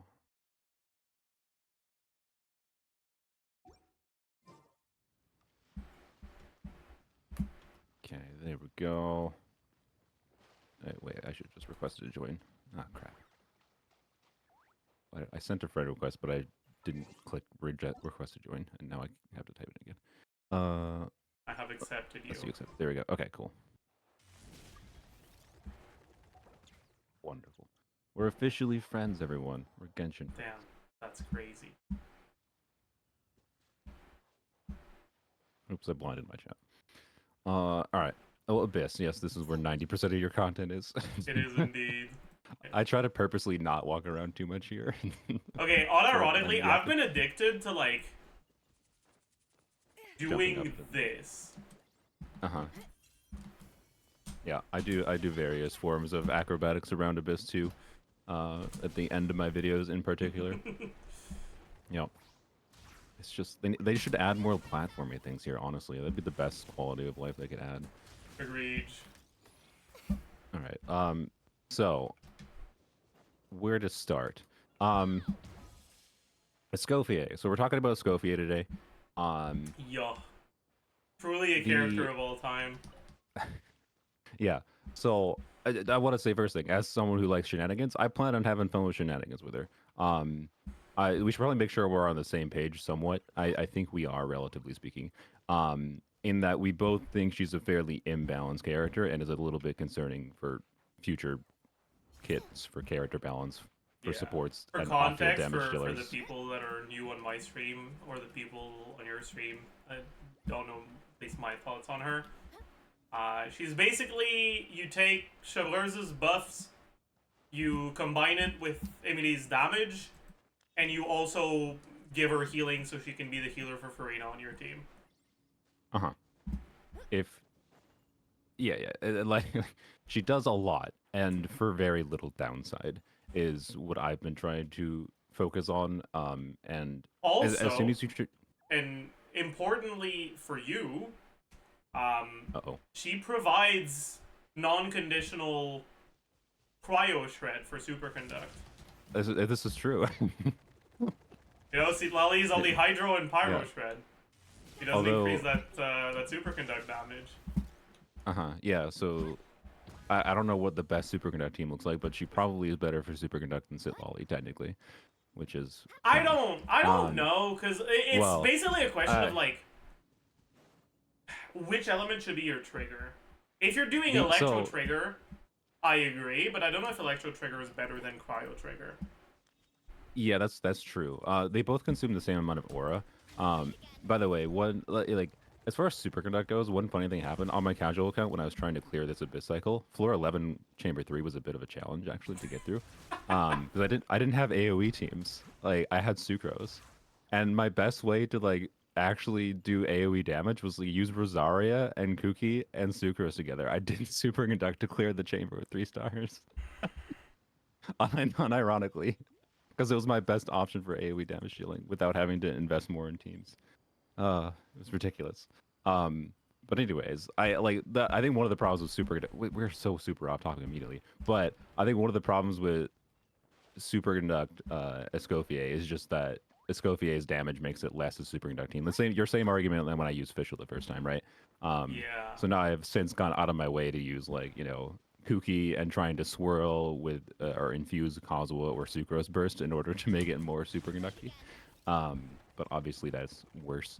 So, anyways, that's a whole other topic. Point is, Escoffier is a very strong character, and I think like the easiest way to like see this is if you like start comparing what Escoffier's numbers look like, and yes, like relevant matters, yada yada. But like Yai is a good comparison. Chiori is also a good comparison to talk about. But Yai is easy Yeah, is because a she's an sad attack comparison though. that's fair, but I think she shows the gulf. Yeah. Of these units, right? In a few years' time, of progression in this game, and like yes, Electro is sometimes more relevant than Cryo. Cryo is sometimes more relevant than Electro because they put shield mechanics in Abyss or whatever. Or your team or the element interferes with what your team wants to do, of course. But just on looking at like the raw multipliers, like Yai has at a baseline because you burst every other rotation on her. At a baseline, and she has energy needs even if even if she could burst every rotations, but she doesn't. So, well, I think it's probably 3,000% motion value if I recall. You think I would know this because I play Yai all the time, but I think it's about 3,000% ish, maybe a little bit higher. Yeah. Her skill is what was it? 160, 180? It's when it's crowned, it's 170%, and it hits. Okay, yeah. So 14 times. It's 160 at talent level 9, 170. Yeah. Talent level 10, and it hits every second, basically. Yes. So 14 times. So 14 times 170, it's like 2,500%, and then the burst functionally is 2,000% every other rotation, so 1,000% if you average it out. Escoffier at a baseline, before we talk about anything else, she has 5,000% at equivalent investment. And has higher uptime, no movement mechanics required. I don't know if that's a fair comparison though, because you're looking at sure. only 14 seconds of uptime on Yai versus 20 seconds of uptime on Escoffier. Yeah. I think it would be more accurate to talk about the motion value per second, because they hit at the same frequency, right? Yai hits for 160, Escoffier hits for 200. That's the easiest way to compare them, honestly. Well, yeah, so just get C2 Yai and your problems are solved. True.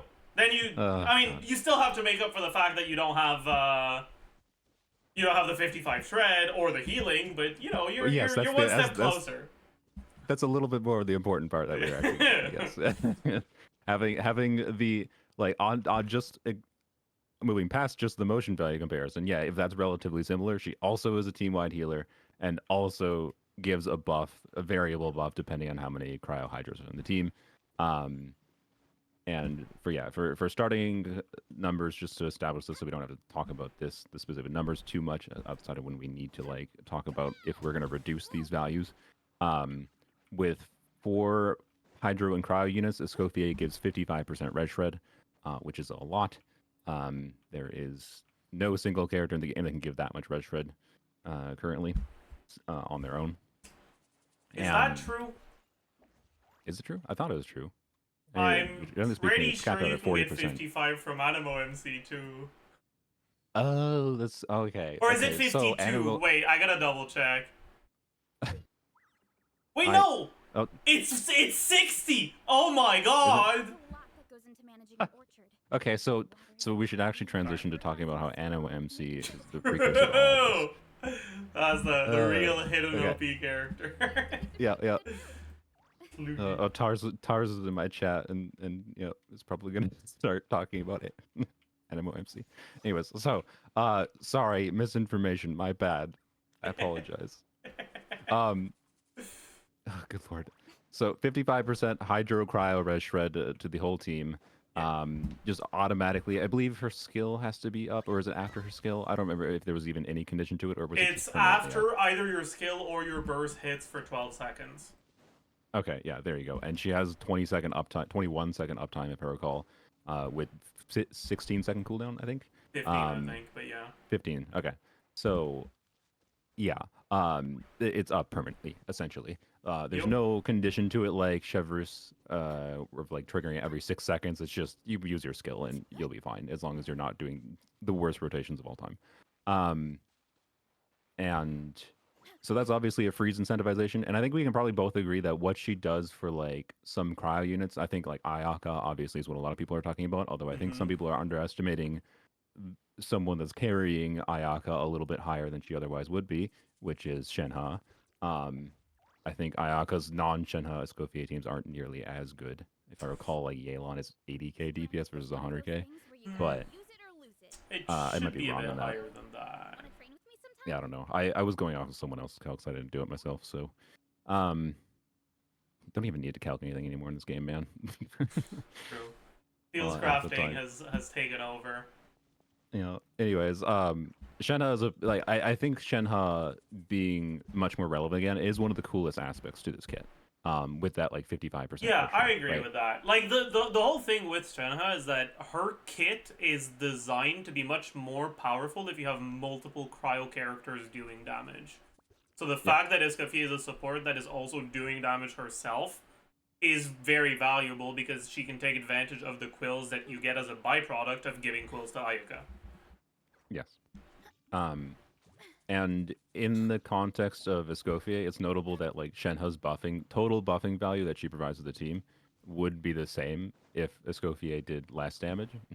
Like you could reduce her multipliers, and that doesn't change the value that Shenhe provides. It would reduce the team DPS somewhat, but not as much as some people might expect. But anyways, I think there's cool things with that. I plan to do stuff with Chongyun because like I think Chongyun has struggled to find reasons for his cryo infusion to be relevant. But you know how you can take advantage even more of Shenhe buff is if you know have Chongyun. Have you the team. seen But, any yeah. of the Sus Kirk stuff? Yes.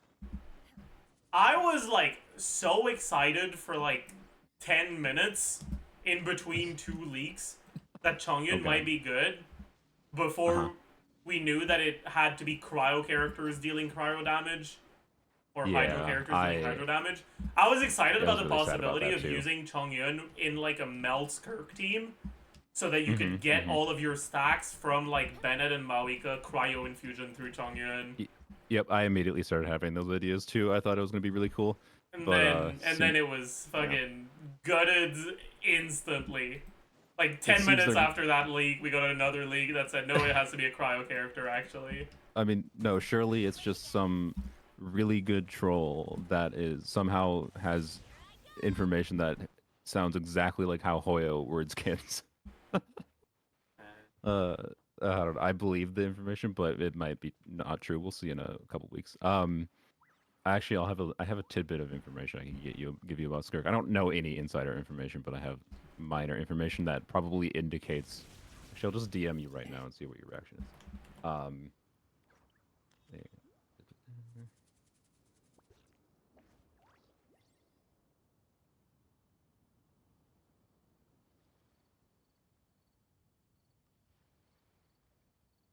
Yeah, that's the information.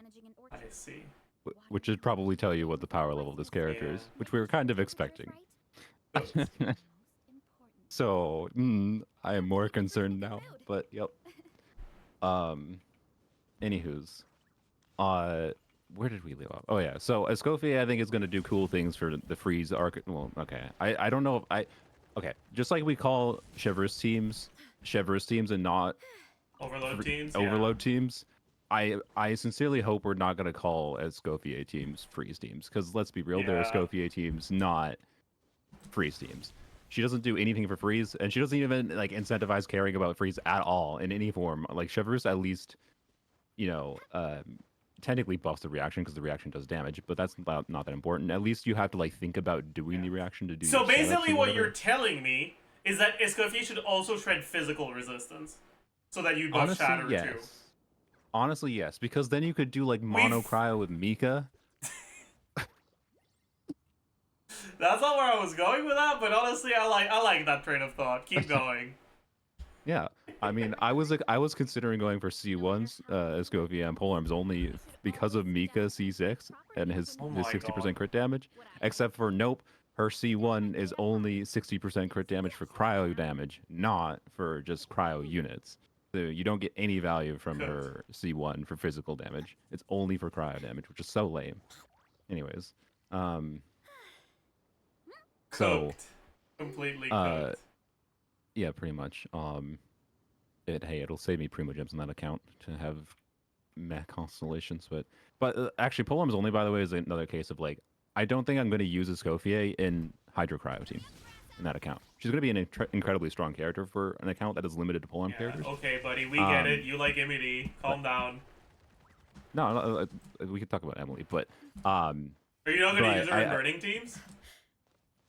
I use Emily in burning teams all the time, but No, but I meant you use Escoffier. Escoffier in burning teams? Yeah. I mean, probably. I feel like if you're I'll not test using her in it, freeze teams, that's probably where you'll end up using her. Because I was looking at it, and she's like 90% of Emily's damage in Kaniche teams. It's so fucking. It's disgusting, man. Yeah. It's so cooked. So Escoffier is going to enable Melt Arlecchino on polearms only, which is not a thing before, which is disgusting. Wait, what do you mean? Escoffier should enable Melt Arlecchino, where Yeah. I couldn't really do it for real before on that account. And also the account. Well, you have Rosaria, no? Yeah, but I must admit that having C2 makes the melt setups annoying enough that I just don't bother. Versus like the Chevreuse team power level. I should actually melt, but I haven't messed with Melt Arlecchino. And a big problem was Melt Arlecchino didn't really make sense before relative to Overload. Because I didn't have any attack buffer outside of Chevreuse teams, right?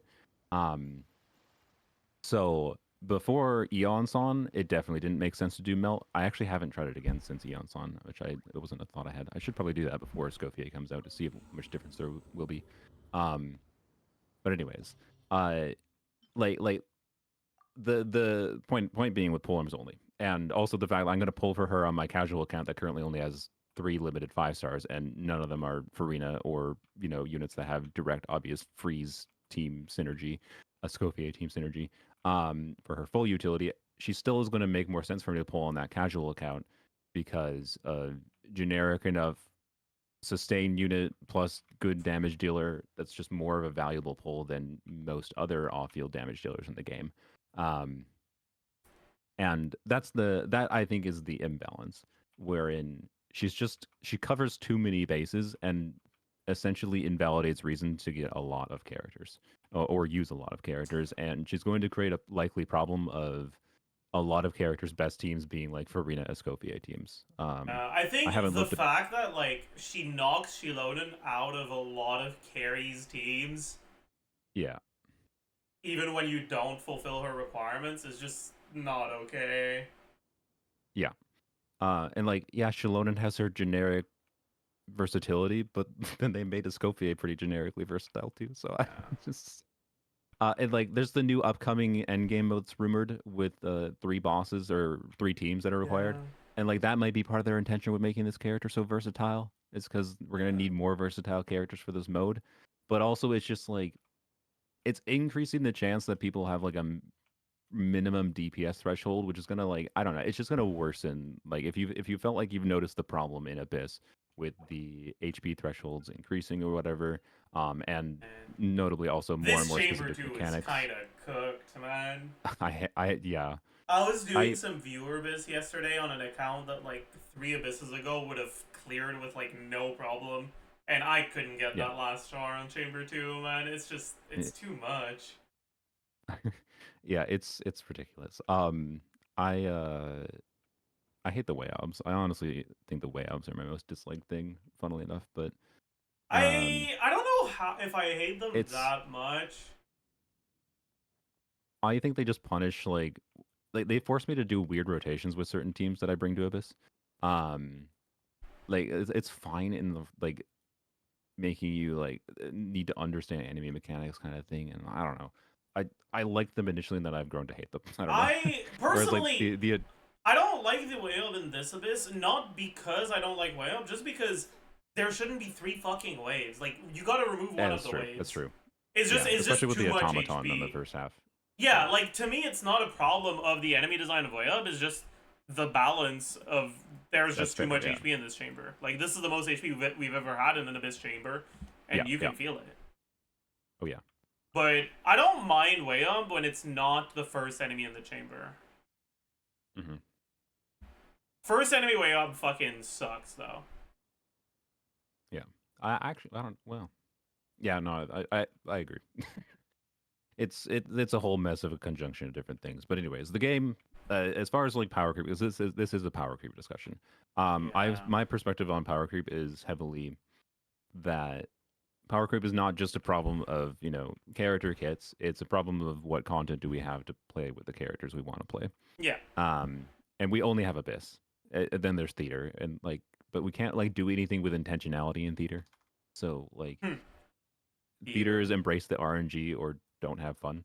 Um, and Yeah. yeah, Theater is just such a missed opportunity. Like it could have been so cool yeah, if the enemies were significantly tankier and you didn't like and your characters had more energy and you needed less of them.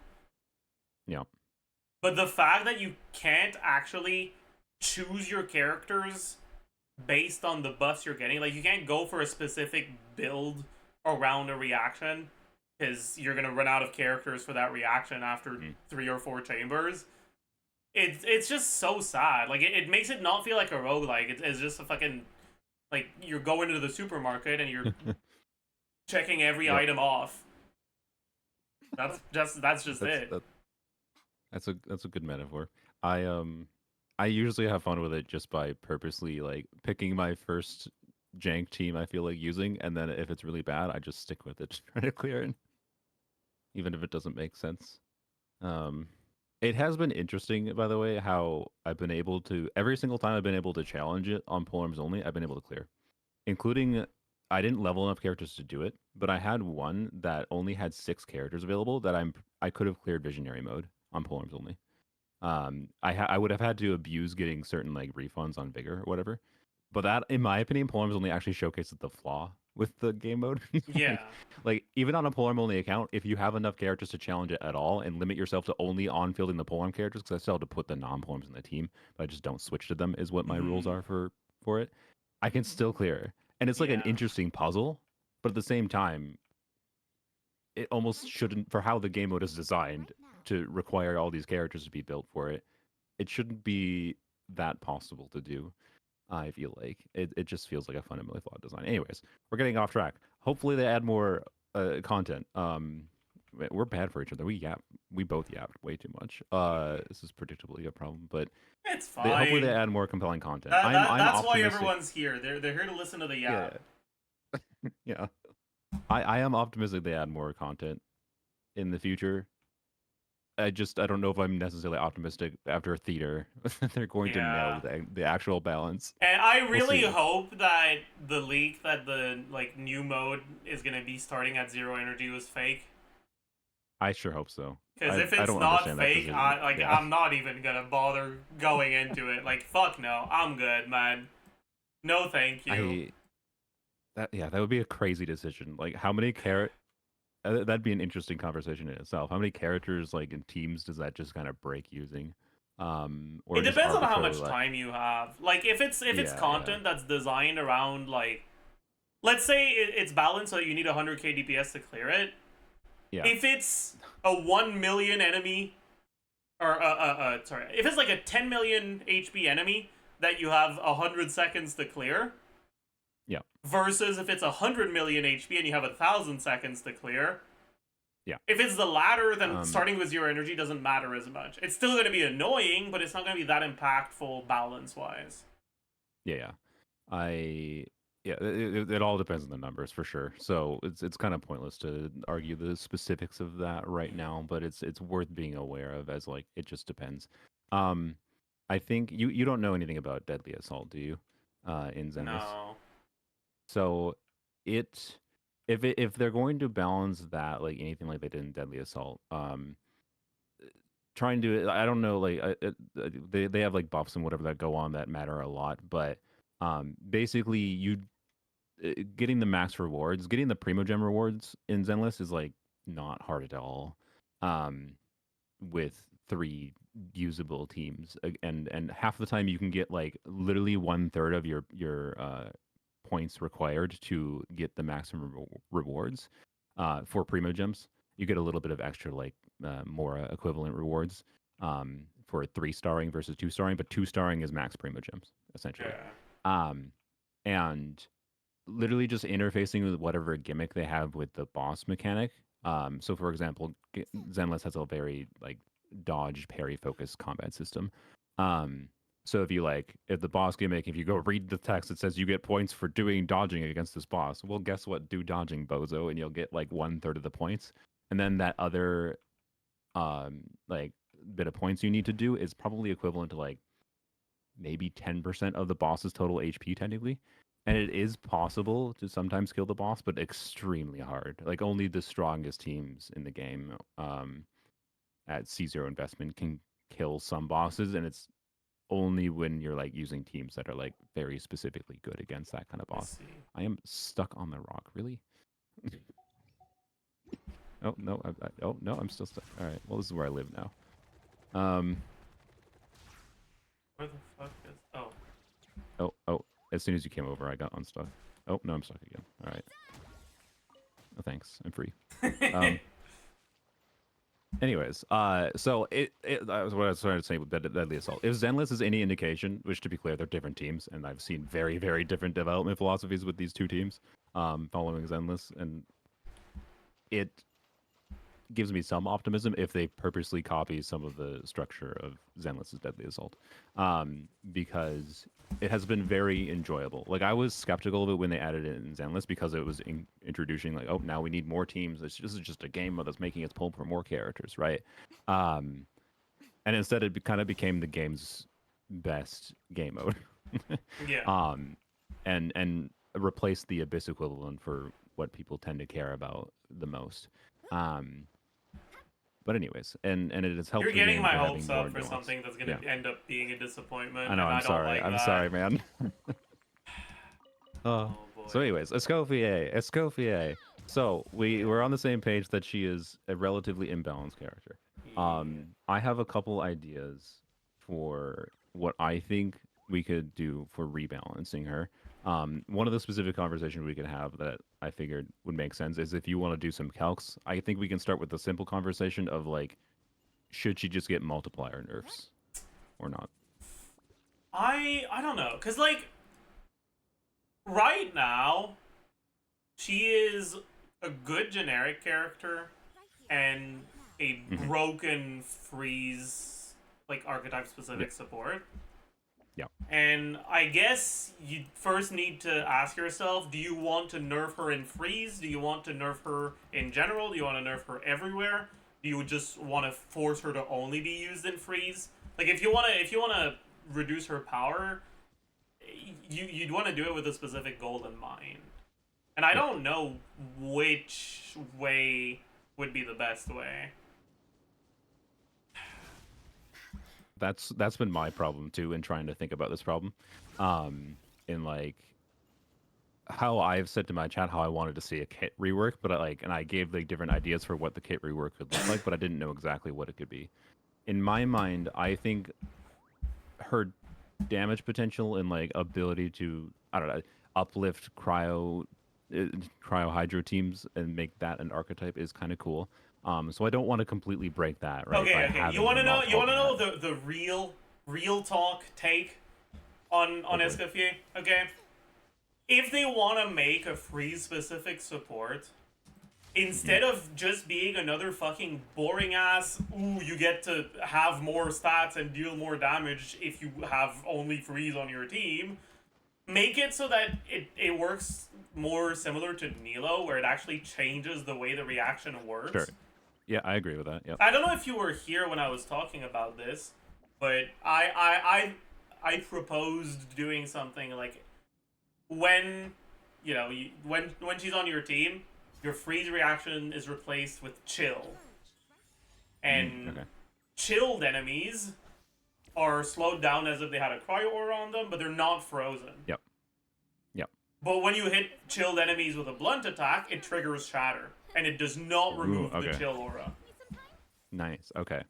And so you can So you could effectively just- have yeah, yeah. shatter function in a somewhat similar way to aggravate and spread, where you don't care about the underlying aura. But because blunt attacks work pretty differently from elemental attacks, it would still feel novel Yep, because I you're agree. not gated Yeah, by that'd be cool. ICD. You're just gated by the actual speed of How your much you blunt can- attacks. Yep. So you're saying Mawika would be the best shatter DPS in the game? I think all of our attacks count as blunt. I actually haven't checked. I haven't checked if our normal attacks have blunt coating or not. I don't think I she'd think- be better than Chongyun. Oh, you think? Okay. Interesting. I guess he does give attack speed to him to. And like I Whoever. do think that incentivizing.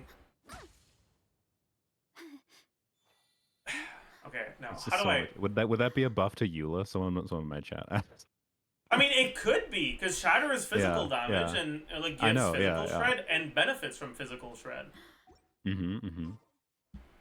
But think it like, might be a buff to give Eula. her That'd be something like interesting. this and give the kit scaling buffs for those like pseudo shatters based Yep. on the amount of cryo and hydro party members you have. Kind of like she currently has as cryo and hydro shred, but instead it's like maybe if you have only one, it reduces enemy physical resistance by 10. If you have like one on top of her, I mean, if you have two on top of her, it makes your shatters scale with damage percent, and if you have three, it makes your shatters scale with crit. Oh yeah, that could be really cool. I really wish they actually did more things like that. It feels to me like, they tried it with Nilu and then it didn't sell very well, but it didn't sell very well because of various factors at the time. And they're just like, oh, it didn't sell well because the idea wasn't good, and that's what I feel like happened internally, but I don't know. That's just me theorizing internal development decisions at MiHoYo. But I really like the idea of that kind of thing, though, and I think that is one of the better ways to rework her kit to be something more interesting, that has relevance in making new teams a thing. Because I think there's lots of ideas you can have like that introduce new team ideas in Genshin that aren't just Omega buffs as much as possible, right? Yeah, like I don't like that pretty much ever since start to middle of Fontaine, Genshin has moved away from reaction-focused characters and I've heavily noticed, leaned yeah. into just carries, where the best characters you can play with them are just the ones that give them the bigger stat buffs. And as much as Maoika is a cringe-ass character balance-wise, it is nice to get a fucking reaction carry. Yeah. And like agree Molani with was that. also a nice like breakaway from that. Yep. But I don't know. Escoffier kind of brings it back to cringe to me. Yeah, and like I think some people that might be thinking, oh, what about Kanich? But like Kanich isn't the class of character who's like the reactions is a team building restriction, not like an actual And it's not even meaningful mechanic. really that much of a team building restriction. It effectively I just know, makes right? it so that he scales a little bit better Yeah, when you yeah, have burning on your team. yeah. Like, it doesn't Um, really provide him with any sort of reaction synergy. It mhm, just effectively makes his numbers better. You get one more E, basically. mhm.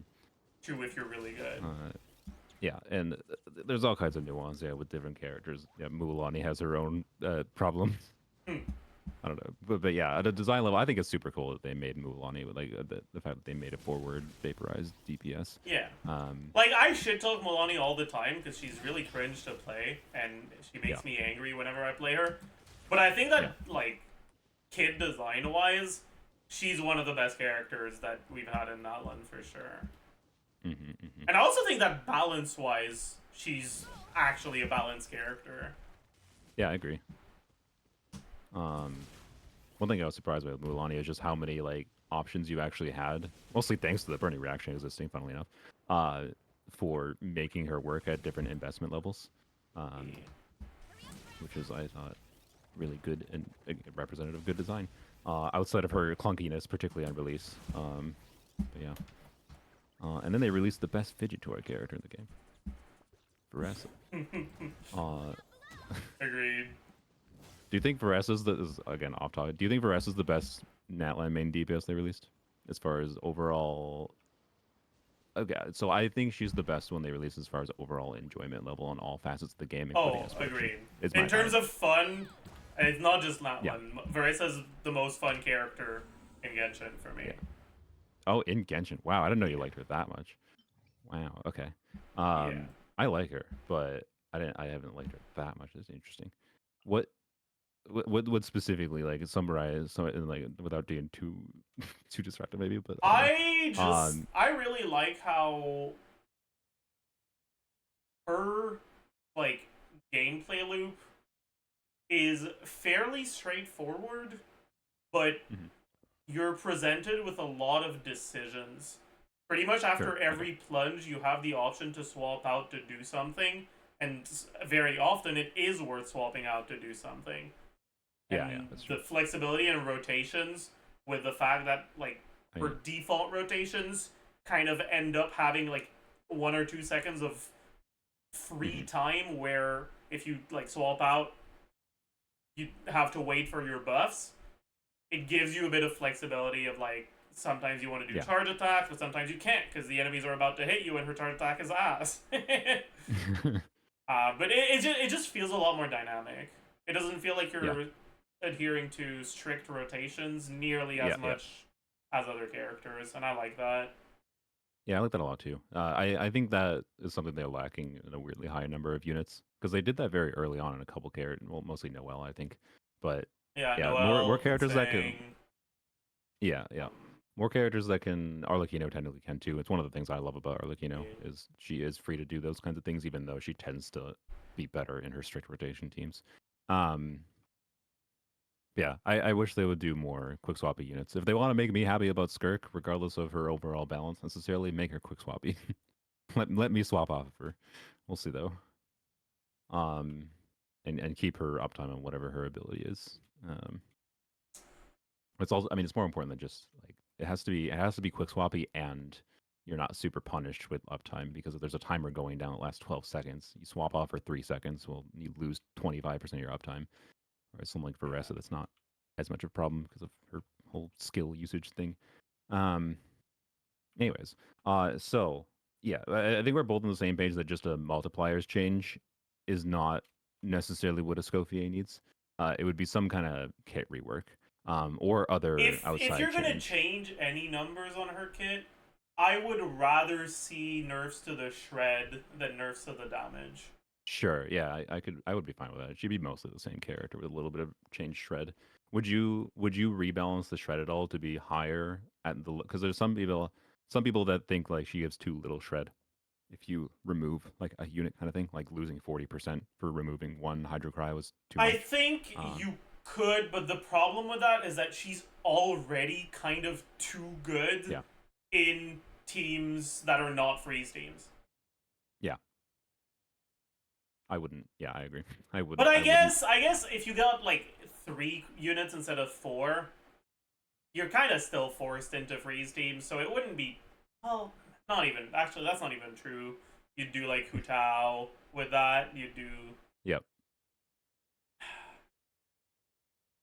Maybe make it so that, like, if you have 3, the cryo shred is higher, but not the hydro shred. Something like that. Okay, yeah. That'd be an interesting split, yeah. Because otherwise, in my eyes, the biggest problem is that Escoffier wheelchair with Farina Yalon is better than wheelchair with Shilonen, even when your Right. carry isn't cryo or hydro. That's fucked up. It shouldn't be like that. Yeah, that's a bit silly. That's not okay. I agree. Is that even the case with like a geo unit like Ito? Maybe. I don't. Yeah, I'm not confident either. The fact that we can't confidently say no is bad. Yeah. If Ito's best team becomes Yelan, Farina, Escoffier, I swear to God. Man. If you trigger Shatter with a Geo character that's on Cinder City, do you buff Cryo and Hydro? I don't actually know this. I have not checked. I guess we can check. We gotta coordinate. Yeah. Well, I got Moika on Cinder City already, so I can use her to trigger. Okay, yeah. I'll get freeze. Okay.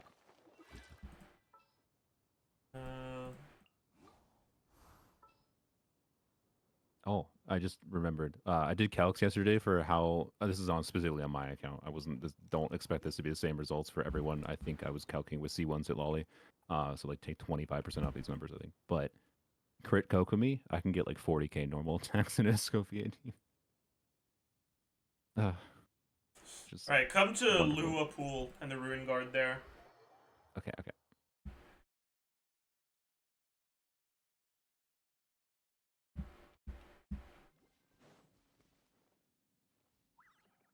Freeze is considered cryo ores. It must be cryo. Oh yeah, one thing. So when you were discussing the something might not be something that chat was not aware of.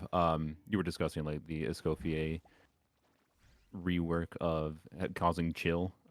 Bosses can't have a freeze aura on them, which is part of the reason that could be relevant. Oop.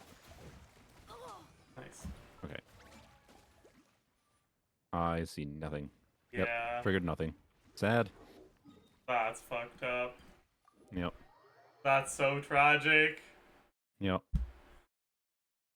Oh well.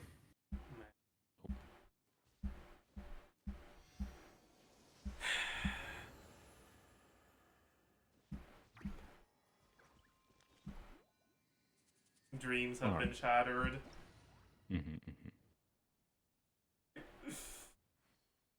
All right.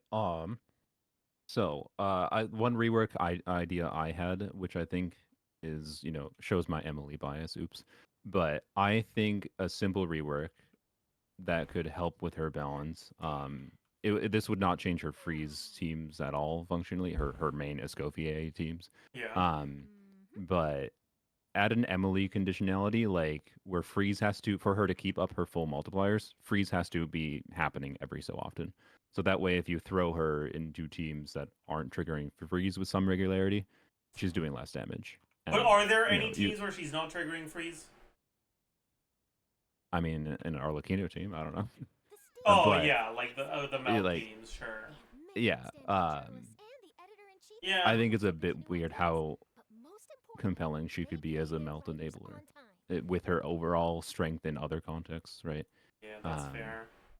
So like, it's a very simple thing. It wouldn't fundamentally change much. But it still would make me feel more fine with her power level if she's forced to be a little bit more niche, but still has some. I will versatility, say right? though, the fact that she doesn't have front-loaded application means that some teams won't be able to do setups that start with a cryo aura Yes. without using her Yep. burst. And if you have to use her burst in a melt team where she's the only cryo unit, her ER requirements Yep. are really high, so her personal damage is going to be pretty low. Yeah, I mean, in the context of like Arlecchino, if I'm going to use her there, I'm going to be doing double cryo teams. So, Yeah. you know, I'll be comparing how she compares to Chungyun with Oh Arlecchino. boy. Yeah. But anyways, I think some kind of rework is what either of us would have liked to see, in some form. But it's clear they obviously are not intending that. They have a specific thing they're going with the Scopier, which is most likely to make it so that Skirk has a very high DPS team. Is the overall vibe I've Don't get gotten me from her started on the balance. fucking skirt bullshit. It's fucked up. Like, right now, Yeah. pretty much the only thing we know about Skirk is that she has a passive similar to Neuvillette, where it changes her motion value based on a specific like team building thing. But whereas with Neuvillette, you want different elements. With Skirk, you want same elements, right? You want only freeze characters. And if you have 3 characters, including Skirk, her multipliers are all multiplied by 1.2. But if you have one more, like if your team is full of them, it's times 1.7. Yep. So she basically gains almost 50% more damage just from getting that last cryo character or hydro character. Yep. Which means that using Shilon or Kazuha is going to be worse than using Charlotte. And using Charlotte versus Escoffier, obviously it's a massive difference because Charlotte provides significantly worse buffs and has pretty much no personal damage. But it's a Charlotte buff. Not the Charlotte buff we needed, to be honest. Like I was looking at it and like pretty much no matter what I inputted as like Skirk's damage, with the assumption that it's like 1.2 at 3 and 1.7 at 4, the Shilonen teams were like doing about half the damage of the Escoffier teams, and the Charlotte teams were doing like 60% of the damage. Oh boy, were you assuming Shenhe in those teams? For Skirk, I looked at both, I think. I both looked at Shenhe and Yelan. Okay, interesting. Because one funny thought I had is that depending on because Shenhe forces 20-second rotations for one, and based on Arena the does cooldowns too. on it. Well, I mean, kind of. Well, not really. You can burst every 15 seconds with her, and she has 30-second uptime on her skill. Like this is part of the reason I run high ER for Arena. Okay, the thing with like 15-second rotations with that is that, I mean, the rest of your team doesn't fit 15-second rotations, and you can't really do 18-second rotations with high ER for Arena like that. Like it's just kind of too scuffed. Sure. But okay, so ignoring the rotation thing though, I had the thought, and I haven't done calcs with this because we don't have Skirk's baseline multipliers. But I figure if Skirk's baseline multipliers are high enough, there is a chance that Sitlali TTDS, so scroll buff plus an attack buff, because if she's in an Escoffier team, she's not going to have necessarily a lot of options for attack buffing. It wouldn't surprise me if Sitlali just on TDDS plus scroll buff is better than Shenhe for Skirk team DPS. Which sounds insane to me. Like the niche cryo buffer should be really good in Escoffier teams, but it might not be the case for Skirk. Yeah, I mean, Shenhe just kind of sucks unless you get 2 E's per rotation. That's just an unfortunate reality of her. Yeah. And I doubt we're ever gonna get another character like Ayaka that lends herself as perfectly to 2E rotations with Shenhe. Yeah. I mean, Rosaria works quite well, but I don't think that many people care about that. Anyways, so this is one thing I've seen chat talk about. Do you think you would remove healing from her as a potential option? or significantly reduce the healing. I suppose is part of that conversation too from Escoffier. That's a good question. Like the main thing that you do if you remove the healing is you effectively gut Farina and cut her out of those Escoffier teams almost entirely. Yep. If you keep your eyes peeled and your mind engaged, you'll Because I- if Escoffier basically prevents you from using Shiloden, and your healer options for Hydro and Cryo are ass, other than for Neuvillette Yeah. and Kokomi teams, I guess. Yep. But I do not want to see changes to Escoffier that make her, not really change power in Neuvillette teams, but make her a lot worse everywhere else. Like, That's fair. Yeah. Neuvillette doesn't need more, okay? He doesn't. What are you talking about? He needs everything. He's a dragon. No. Dragon, Yeah, he's I nuts. agree. I don't think Sorry.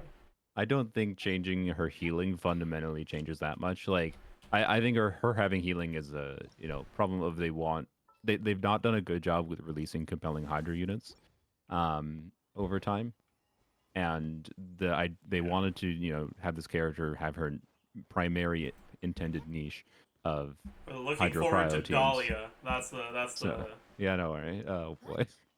that's the What? play. You see the freaking art for the next patch is all Mondstadt, and Dolly's a Yeah. Mondstadt character. Why is he not coming out next patch? What are they doing? I feel like we're gonna meet Dahlia next patch. Oh man, I don't know. It's gonna be another freaking like the gulf between what Aoife looks like as a kit balance and what Escoffier's balance is so funny to me. Like, Yes. I'm of the opinion that at minimum C6 4-stars should always be of the level of a C0 5-star. For how expensive C6 5-star Well- 4-stars are to get. But C6 Aoife's a lot better than C0 Yuma Glor. that's true, but she's a 3-star. So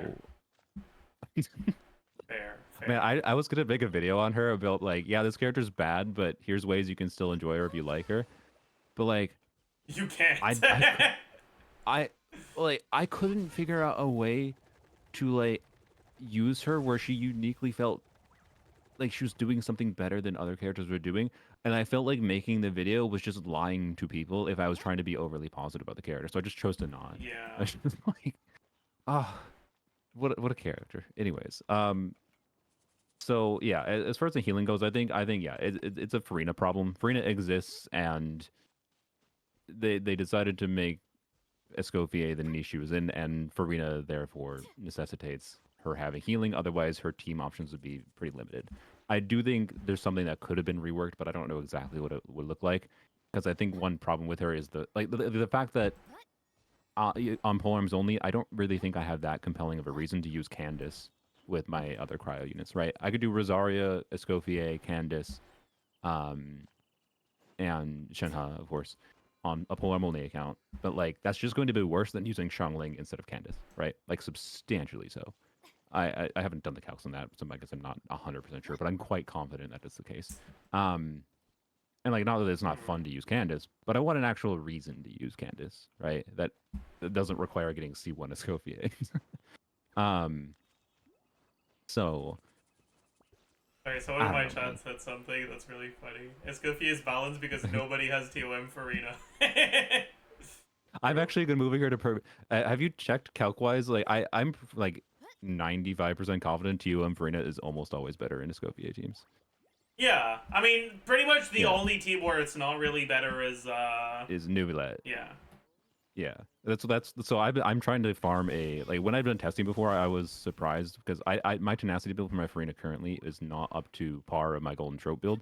So I powered down my I did a stream where I did like 4 hours of testing in different teams where like you can consider TOM Farina, and anytime like you can like say, oh, is the attack buff relevant for other units, with Farina on tenacity, I basically found that with a very, very similar like substat value, so this is a lower investment golden troop build versus a lower investment but still decent builds, on tenacity, I was getting significantly better clear times, like noticeably, consistently with every single time I tested it. And I was just like, oh crap. this is so much better than I thought it would be. Like better enough that a low investment tenacity build is essentially better than a high investment golden troop build if the attack buff But here's does the anything at all. problem, okay? I don't have But 273 ER on my TOM build, but I do have yeah, exactly. 273 ER on my golden troop build. Exactly. Just yeah. But don't you need pale flame artifacts? Just spend 20,000 resin in the pale flame domain. True. But yeah, And I plan to spend more resin there. I'm really? working on it, so- Even though Elizabeth's slot set is the fucking Long Night's Oath set now? Look, we ignore that. Hey, at least the Escoffier now might every character's best team is instead of being plunge for DPSing them is going to be Farina Escoffier technically. Maybe not all of them. I think a lot of them still going to be plunge because of how Cloud Retainer's buff works, obviously. But it's going to be another situation of that. Where it's just like, yes, this character's best DPS team, not in Escoffier teams, and not in not Farina Escoffier, and not Farina Shanyun. It's just like, oh god. Maybe this whole problem is just Farina. Was Farina a mistake? I don't know. I mean, have a, Citlali, too. But Yeah, not that's true, Citlali, that's true. Shunyan. Yeah, man, it's again back to I like, mean, the fucking whole. Nahida Raiden Singto, like, it's a problem as old as time. Yeah, I know. It's the problem of they moved away from reaction focus, their reaction system, and just buffing. So I don't know. I still like Farina for how much she has enabled characters to do better, but you know she the balance of Farina is how balanced are the healers in the game in conjunction Yeah. with her, and they're making characters like Escoffier who are not balanced healers. So I mean, let's be I don't know. honest, okay? Like, I'm fully expecting a Hydro character that just gives a bigger buff than Farina and has more personal damage soon. That's Dahlia. True! Can't wait for the ×3 attack speed buff. Oh, God. I wish Dahlia was a Natlan unit at least. Like he could be the poopy unit as long as he applied Hydro and had the Natlan buff. That would have been a nice alternative, like a 4-star alternative to Farina. But yeah, well, we'll see. We'll see. They've not released a Hydro 4-star in a long time, so let's not doom post before we have any actual real info. So I have a couple ideas though. This is probably near the end of our discussion of rebalancing Escoffier, which is to rebalance her without changing her kit, but rebalancing other aspects of the game. And one of these, I think I'm really proud of this idea. Maybe you'll just hate it immediately, but the first one is a complicated one, which is something I would be personally very open to at this point because you and I both like the reaction system in the game, but they moved away, especially since Fontaine, like you mentioned, from reaction focus. Would you be open to the idea of them like substantially reworking how most reactions in the game work? Like this would probably include nerfing melt and vaporize significantly, in my opinion, particularly melt, forward melt at least. Because like I think there's way I don't too think often, that's a like, good idea. Like, you don't think so? Okay. there are too many characters that are heavily balanced around how vape and melt works. I think Yeah, you I can agree. do pretty significant reworks to every reaction except vape, melt, and hyper bloom. Okay, sure. The problem is like if you do substantially rework how vaporize and melt work, you have to rebalance a lot of character kits because like you rebalance vaporize, and sure that might nerf some really strong characters a little bit and rebalance them relative to Yai, but you then need to also buff Hu Tao, right, in order to not murder her. Yeah. So yeah, I agree. Like it's way too complicated of a problem that I don't think we'll see it. But just on an idea level, it's something like I'm open to the idea of it, but I don't think it'll ever happen. But I do think I think there's a problem in like just using the reactions that have absurd scaling properties. Like Tars Blamo informed me. I don't know if you've seen Tars's content, No. but he has a ridiculous amount of knowledge. He's like in line with you've heard of Furu, of course, and Yeah. so he he's a Furu type. That's what I would Okay. describe Tars as. And he informed me that in Genshin's original beta, so before 1.0, Crystallize used to deal damage. It used to be a transformative reaction, Okay. and and people apparently in the closed beta were worried it was too strong relative to like melt and vaporize. I see. So they left melt and vaporize as it was and removed the damage component of crystallize. That's very funny. Like, oh my god, can we at least add crystallize back dealing damage, please? Oh, so yeah, I at least I think if they don't change melt and vaporize, I think significantly uplift them. Like they already did it in 5.2, right? They did it a little bit with buffing superconduct shatter, overload, electrocharge, and that was very needed, I think. I But think it's though cool. that that's the sort of change that can be achieved through releasing characters that work with those Yeah. reactions rather than I agree. reworking the reactions themselves.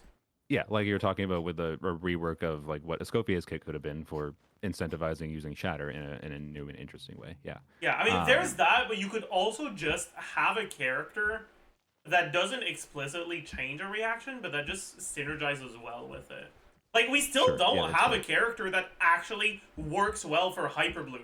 The reason why you use Raiden for Hyperbloom is literally only because she hits every second. That's it. Yeah. She doesn't that's have true. any synergy with Hyperbloom whatsoever outside of that. I mean, they clearly intended for Kuki to be that, but her hitting every 1.5 seconds so crazily reduces her theoretical output. It honestly, in my eyes, it's less the hitting every 1.5 seconds, and it's more the uptime. 15-second duration. Yeah. Okay. Yeah. Yeah. So much of the Hyperbloom stuff lines up better with 20-second or 22-second rotations. Yeah. Yeah. There's a lot of core pileup. You get cores that are just not triggered at like times, or they get you get trigger 4 simultaneously, which means you only get half of the damage value from those 4 cores. So yeah, it's unfortunate that they haven't done that. So yeah, I agree. I feel like they think they've done that with Kuki, and they didn't actually do that. They just did a good 4-star version of it. But like, we still don't have any like Hydro or Dendro units that are good in Bloom, like outright Bloom, not like Nilo, but like Bloom by itself, non-bountiful, is a pretty worthless reaction. They haven't leaned into any sort of fridge synergy at all since Dendro release. Yeah, that's true. Burgeon has gotten pretty much no support. The only support that like Hydro, Pyro, Dendro teams have gotten is vape teams with burning. But that's it. Overload has gotten a little bit of support, but from the like Overload as like damage from the reaction, not Overload as Shovelers giving you a big stat buff. Has gotten a little bit of support from the recent reaction buffs. In some Shovelers teams, the best channeling build is actually now full EM. And that's a really good thing. I'm really glad that it is. I think that's really cool. But I don't think it's enough. I wish we had more. I agree. Taser still does most of its damage through characters like talent value. Barely any of your team DPS is actually coming from your reactions. What else? I mean, we still don't have a fucking Shatter team.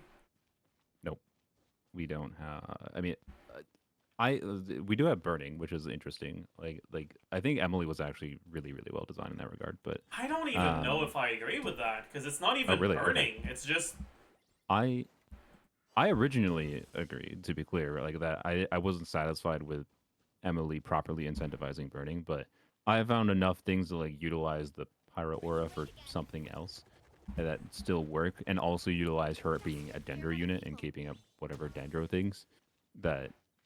And the nuance of trying to keep up her damage multipliers, like if you bring a Hydra unit, is there hard, a single team where it being Dendro is significantly, like, meaningfully different from using a character that has fast pyro, like Shangling?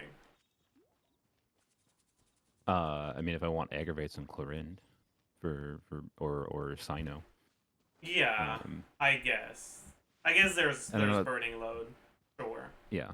And then there is the context. I do think like there's a little bit of an annoyance in that like Emily's strength I think truly starts to shine in AoE. Um, like if there was more AoE situations, there'd be more reason to do like energy focused builds on Emily, um, without her signature weapon. I mean, so you could do more burst focused Yeah. playstyle, like with the catch. I tested the catch on an emblem build on her on release, and that was an abyss that was somewhat AoE as an option, and it was just really good. I was like, I ah, liked playing nice. Emily in Air But Fryer a lot in that yeah, that yeah. swirl buff abyss. hmm So, anyways, I liked Emily for making me like you can do some things with the burning reaction. To be clear, without Emily, right?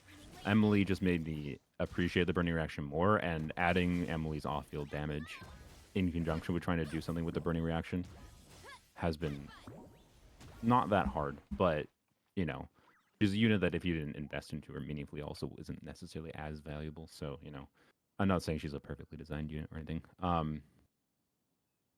But anyway, whatever. What other reactions that don't have? I mean, I mean, let's be Superconduct clear. There's has not a Signali character. now, so Yeah, Superduct has it all. Yeah, of course. very true. Uh, we don't have. I mean, I Skirk does not count for freeze or Skirk. Not Skirk. Scovier does not count for freeze. Doesn't do anything for freeze. Yeah. So we don't even have anything for freeze. I don't know. There's so many things you could get into, like of them actually doing something with the reaction system more than just fulfill a There's a simple lot that kit goes into condition managing an kind of orchard. thing. Hmm. Watering, Um, weeding, fertilizing the soil, yeah. making sure So, the temperature is right. anyways, the last idea that I had, and this is the one And to keep I'm everyone in a good curious mood. because I really like this idea personally because we had a whole conversation about the healing with Farina existence, and it is significantly somewhat the healing in my mind that does make it like why is Siege Queen balanced the way she is if they're gonna release Escoffier? Yeah. Like Siege Queen was basically hard code. Siege Queen is not as bad of a character as people make her out to be, in my opinion. As someone who hated on her before her release, and then someone gave me Primo Gems to get the character, and I was like, oh, this character has some use and it's kind of cool. But like, why does she exist now that Escoffier exists as she is balanced? Like they were so concerned about Siege Queen's balance because she was a Frina teammate, from what I could tell. Yeah. Um, and now Escoffier exists, which is crazy. Um, I think so it's just Fontanian oppression of the citizens of the Fortress of Meropide, honestly. probably yeah, you're probably true. Sorry, That's why Grizzly Risley writing is out in just chat, yeah. but let's be honest with ourselves here. Yeah, like Risley is not in cryojail. Risley was just in his own jail by his own choice.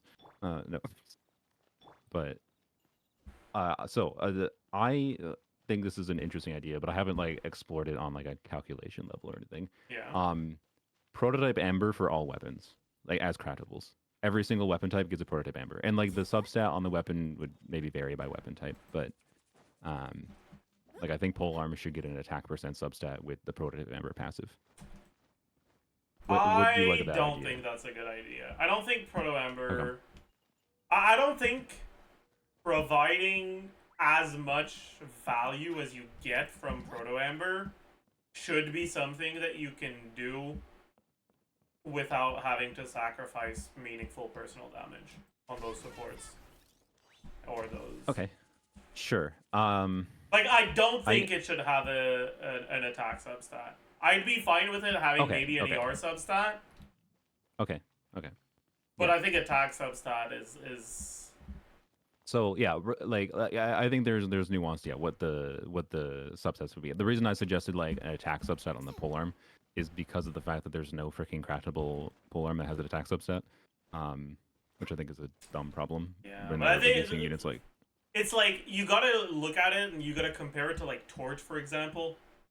yes, yeah, If it's but like you if you compare it play- to Torch, if it's an attack substat that has the same passive as Proto Ember, it's just gonna be better than Torch, even on the characters that use Torch, and it's gonna get healing. Generally speaking, it shouldn't be right. Is what the balance would be, hopefully, right? And why like you're suggesting it probably maybe shouldn't. Yeah, be but attack that's subset. that's because the Proto Ember like energy restoration passive is too good. Yeah, I agree. So I'm fine with the idea of them being like completely utility focused. So if we want to go with them just having energy substat, whatever base attack, Or yeah, and actually, just make them 3-stars. make them 3-stars. Sure, okay, yeah, that'd be fine too. Yeah, like But I yeah, think the I think idea that of would actually be pretty good. Making 3-star Mhm. weapons that have utility passives that you can use. yeah, plus theoretically we wouldn't need freaking billets to get them then, or Yeah, they'll introduce new billets for 3-stars. you just need to explore. Yeah. Where? Hopefully people don't throw them away. White tassel incident, but um the idea though is like, okay, healing is one of the differentiators. Like it's the healing in conjunction with all the other things she does, and like a prototype Amber series existing for all weapon times wouldn't invalidate the fact that she's an ideal healer for Frina, but it would uplift some options such that I feel like there wouldn't be as much of a gulf between doing like Farina Escoffier combo versus other combos, right? Yeah. Because depending on what like the balance of these weapons will look like what of the idea of like what happens if you put this prototype Amber bow on Fischl with Farina, right? And put Farina on the prototype Amber weapon at the same time. Like you lose Fav on Farina then, which would suck. Like, there'd be downsides to it. But then you wouldn't have to force a team-wide healer like Jean or whatever when you're doing Farina Fischl. Is kind of the idea, and that could help bridge this balance of like how Escoffier is going to be such a universal I do think that core. Farina shouldn't have access to it though. Sure. Okay. So, So Farina no, just no says it can't swords. be equipped to Farina. It's no swords. Okay. But then Chiori can't have it either. Who And like cares Chiori about being able to be a Chiori? team wide Sorry. healer. I mean, Chiori should have had. Now, 1 year later, Chiori clearly should have had team wide healing. It was like, why? Whatever. Yeah. Farina would probably be a little bit too broken if she could have a prototype Amber weapon. So I don't know how you make a sword that can't be equipped by Farina, but can be used by Chiori. But yeah.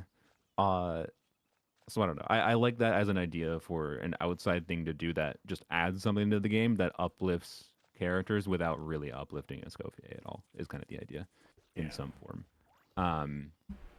I don't expect they're gonna do that, but we'll see. I I don't know, mean, any to be other fair, ideas we you have? already pretty much have the exact sword you're describing. Do we? What is it? What? Traveler's Handy Sword. It's a defense substat 3-star weapon that restores HP when you collect orbs or particles. Oh, okay. Isn't that only the on-fielder though, if I recall? Yeah, it's only the character that wears it if they're on field. Yeah. Okay. We don't talk about that. How much healing is it? I don't have it in my inventory 1% HP. right now. Oh. Ooh, yeah. Big number. Oh, perfect. All right, Chiori is now the healer we needed. Mono Geo Farina core with Chiori is better than Escoffier Farina core. Let's go.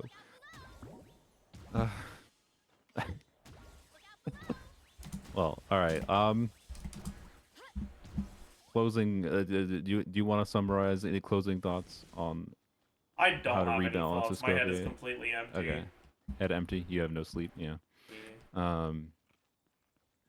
Well, my summary would be it's clear to I think most people who understand Genshin's combat to a significant degree and are looking at the overall context, not just the hydrocryo context for Escoffier. It's cool that Escoffier enables hydrocryo teams as like an archetype, right? Like what Chevers did for Chevers teams as new kinds of teams, Escoffier does to some extent. I her balance for at least us two is not right there. And there's various ideas they could have gone with, but what I guess the last question in my mind to conclude this is like, what is their intention, right? Which we discussed a little bit, but what is their intention? Clearly, if this is their direction, It's to make everyone feel like shit for not getting every character once they get Skirk and realize she's dog shit without Escoffier. yeah, that's kind of my suspicion too. It seems to be yes. Let's release hyper-specific units to make more money. Is the simple answer in my mind. Tragedy. And I'd love to have more optimism than that, but for me, characters like Escoffier's balance, like it's not like it's just Escoffia on her own because it's been a slow crawl of whatever. The straw that broke the back was, I think, Mawika for me. You know that I've pretty much committed to not using Mawika Q other than Yeah. accidentally or right. And to be clear, I'm saying that from a position of I got Mawika C1. Although the reason I got Mawika C1 was so I could use her Q without having to use extra Natlan units with her. So now it's just giving me some attack percent and increase your duration and fucking up my rotations and some of my ideas. So it's annoying actually sometimes. Cooked. But anyways, get screwed over by Can't getting do the constellations. GC Sim Wolani rotations. Cooked. Yeah, exactly. But anyways, like Mawika was the straw that broke my back.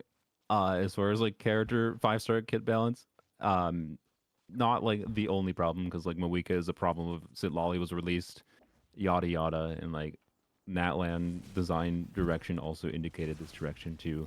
I just think they had a significant jump with Natlan in particular. And Escoffier, because of her being an off-fielder, healer, support, damage dealer, everything all in one unit, and you know 3 of your 4 characters are off-field at any given time in Genshin. So like I feel that off-field character balance is much more representative of like how they're balancing characters and the health of the game than anything for new Yeah. characters. And that she's not the straw that broke the camel's back for me. She is the bricks being dumped onto the dead camel to bury it, and I see. like that's what she feels like to me. So it almost feels like it's going to be really hard for me to care about any 5-star character kit balance if a year later they're just going to release, you know, whatever other like increase the DPS ceiling even more. Like I sincerely hope Scofia at least doesn't beat Mawika's DPS ceiling, but the fact that I'm not confident they're not going to do that and just make it hurt Okay, honestly, Scofia. I don't like, think it'll beat Mawika, but I do think it'll beat everyone else. Maybe not Gumming. Maybe Gumming will still be the undisputed second best, kind of, but not so really. well, one thing is like, so I would expect that I'd be surprised if Escoffier Skirk teams with Frina are less than 120k DPS, right? Would you I agree could with that? see 110. You could see 110. Okay. Do you think like on an easy, because Mawika, to give her some credit, requires some mechanical nuance to like get her to melt properly to reach her full DPS I threshold, right? think you'll be able to play Skirt with your eyes closed. Exactly. Yeah, that's what I feel like as well. So I feel like as Yeah. far as ease of getting omega amount of damage, Skirk is going to probably feel a lot better than someone like Mawika if you don't understand how to like do the Mawika setups properly. Even though Mawika still feels perfectly fine if you just melt the burst and don't do anything else. So I don't know. We'll see, right? It's concerning for me. I'm kind of almost going in the direction even more than I already was of just embracing 4-stars because they tend to have more cool ideas in 4-stars, even if they tend to be balanced in like ways. But then units like a Scoffier get released that, and the way Abyss ends up being balanced makes me feel like I need to always use Farina with them, right? Like I wish I had better non-Farina teams for DPS Lanyan, for example.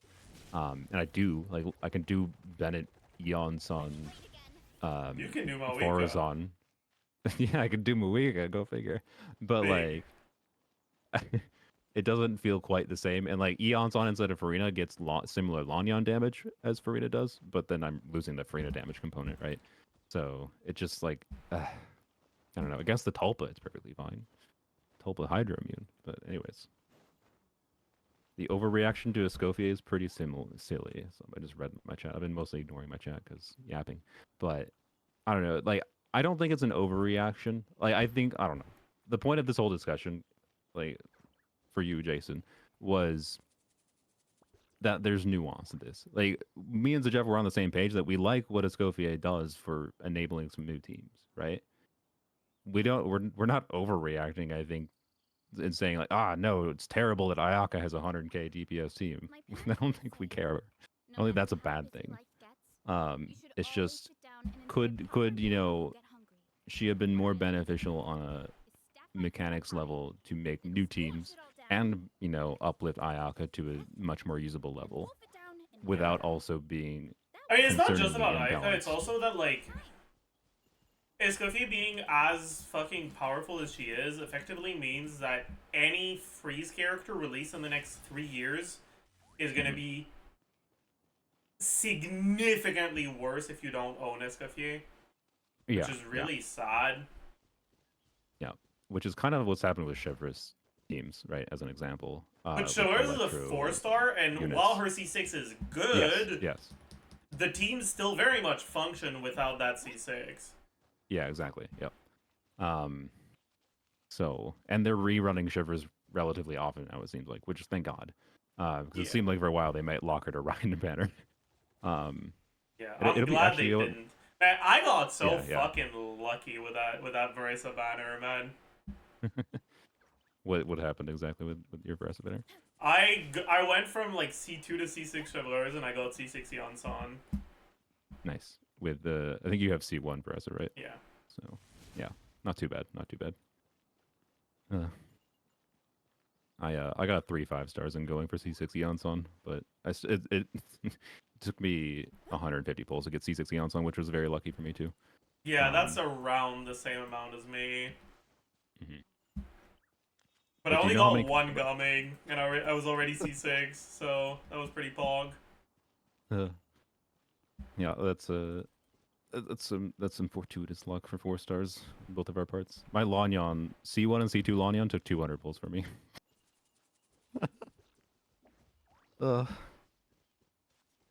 I'll never not be salty about that. But now I can just make a joke that every Lanyon constellation is equivalent to 100 pulls.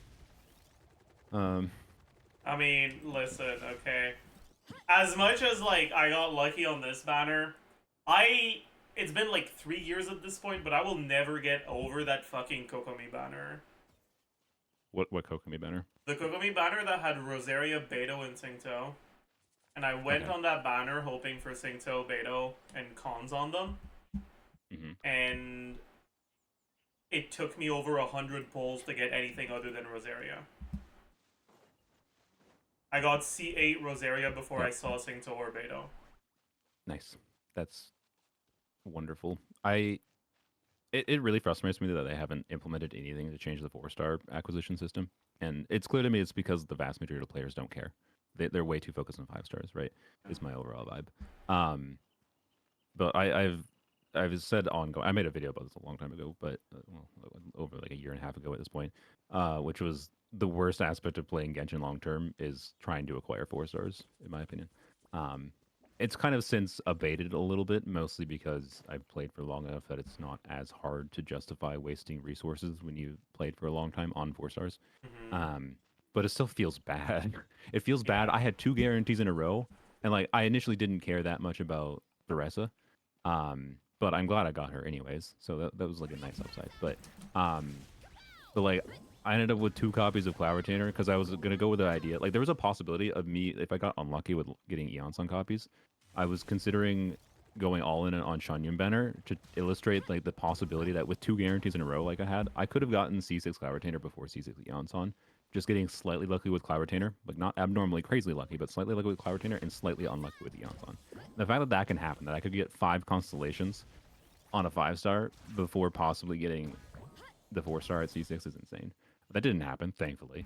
But like I ended up with freaking C3 Cloud Retainer, dude. Like, and because of my 2 guarantees with capturing Radiance, I lost 350 50s. Deserved. I know, honestly. I'm glad C2 Cloud Retainer can be turned off though. It's very easy to turn it off. So, you know, What do you mean? I was Just fine by with getting like it. nerfing her attack? Yeah, half her attack. I just put a level 25 on her. She's fine. She has half the attack total. So I can never be a normal Cloud Retainer. One interesting thing, by the way, I've noticed is that like you and I both understand like breakpoints in any given situation matter a lot, right?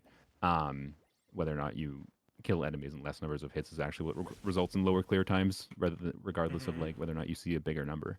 Um, in my testing with Cloud Retainer C2 versus non C2, I oftentimes don't get substantially better clears with her C2, which is With whom? interesting to me. With what? Which With carries? various characters. I think I noticed it to be clear with Veresa. Um, so like the characters like Shunyun is best for. But when I'm doing like what I like to do with Shunyun, which is doing plunge on other characters, like plunge Yai, for example, I see a significant upgrade in Yai's damage for the plunge damage. And it definitely helps with more consistency. But when I'm like optimizing things, I haven't noticed that much.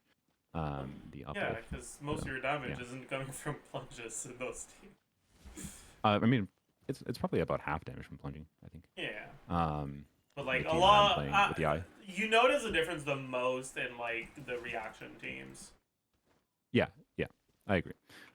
So I'm just mentioning it as like something that for your audience maybe, but also for my audience. I don't know if it's gonna be in my edited video, but in like as someone who has considered getting various strong supportive constellations, whether by choice or not, like in the case of Cloud Retainer, it's just been Farazan was the first banner that I wished for, and then now Eon's on, Cooked. so I wound up with Cloud Retainer constellations.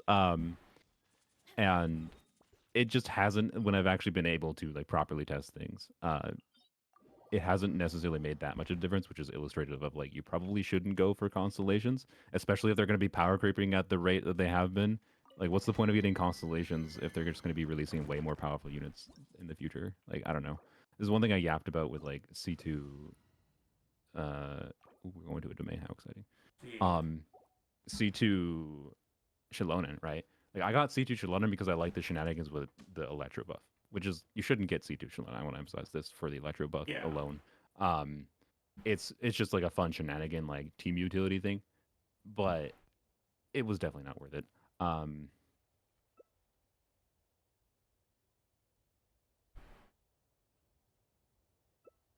Hog. so yeah, I don't know. Like especially what's particularly funny is like I haven't actually checked calc-wise. Is it even worth it to use C2 Shilonen with her cryo buff in Escoffier teams in place of a fourth cryo Hydra member? No. Like, yeah, I don't think so. Which is funny, right? So like, don't get constellations if they're releasing units like Escoffier, guys. Use it as a reason not to get constellations, in my opinion.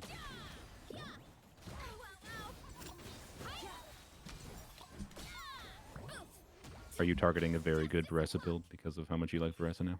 Yeah. Yeah. You're gonna I you're here to give me luck. I need a good sense. okay. Right now my sense is 4 crit rolls, and that's it. Only 4? Wow. Yeah. It's pretty Uh, bad. What does mine have? I use an elixir on mine because I want it to be done with the domain, and it went very well.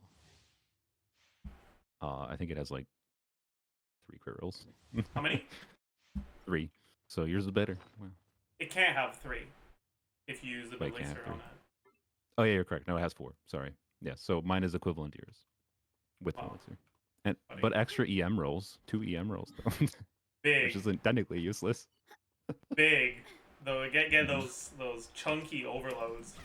Yeah. The funny part is at the same time it jumped my Shao to top 1% build.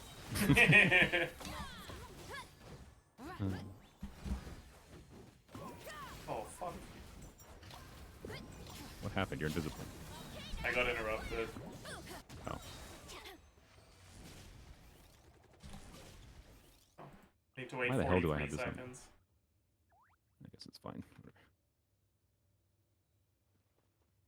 Yeah, I crafted an electro goblet. Mm. How did that go well? Because high risk, high reward. I got 1 additional roll. I have it's a 5 crit roll. Fertilizing the soil, It's okay. making sure the For temperature is an right. onset, that's good. Yeah. Most importantly, But it's a low roll on a crafted. Mm-hmm. I hate variable roll values. Like, it's so annoying how often that just makes you feel bad about a goblet. Yeah. Yeah. My week on. Oh, my week. My build is kind of cursed, honestly. Yeah. What's it at? I have my feather has 21 CV, but it also has 21% attack. Oh, okay. So a high stat value at least. Yeah. It's a 7 I mean, that roller, sounds like but yeah. Yeah. That sounds like my flower a little bit. Oh, actually, no. Your that feather's better than my flower. The game has trolled me, by the way. This is why my Shao build got as good as it is when I was farming for Varesa. I have 3 40 CV feathers in this stupid set. I wish. I just like two of them are like carbon copies of the same thing. It's nonsense. They're both 14 crit rate and 14 crit damage. I don't understand what that happened. Also, my Skirk build is like already pretty fucking good. No, I didn't accept the prompt. Yeah, mine is too. I have stopped farming the domain. That's why I used elixirs, because I wanted to leave the domain. But I might have return to it eventually. multiple cryo goblets on the Skirk set. It's ugh. Wow. That's something I don't have. Anyways, it is what it is. Skirk's gonna be so strong that you can have no crit on her and she'll clear probably perfectly fine. Let's be real. Oh. Let's see things. Dude, I did a no crit Arlecchino video back when Cheek first came out. I purposely farmed Gladiator's artifacts and had no crit substats, which is a pain in the ass, by the way. It's a pain in the butt to purposely farm artifacts that have 0 crit. Nice. I might actually try to do the same thing with Skirk because it'd be funny. And it was not hard to clear. I used the Candace Bennett Cosmo team back then. It was trivial to clear with no crit.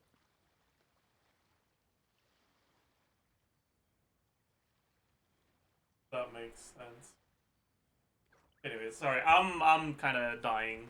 My lack of sleep is catching up to me, so I think we can wrap things up.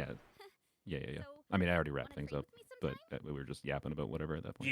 Yeah. Unless you have anything else to end off. No, I don't think I have anything to add. Wonderful. Thank you for joining me today. Thank you for the Yeah, yap. thank you as well. Yeah, it was a good yap. I think. Hopefully, people got value out of it. Yes, sir. Have a good rest of your day, and maybe we can do something like this in the future. Unless people hate us, I don't know. Yeah, you can hit me up anytime. I'm always down to yap on stream. Yeah, we'll do. Yeah, I will see you around. Bye bye. Yeah, have a good one. All right, chat. I think I'm gonna wind down the stream as well. I'm fucking tired. Oh my god. Plus 10 Dracolites. That's crazy. What I like to do is step up to that high and squash out. I hope you all had a good time. Hope you enjoyed. Tomorrow we will be Okay, I get to eat my fill without wasting too much recording the time. meta roundup. For sure. For real, for real.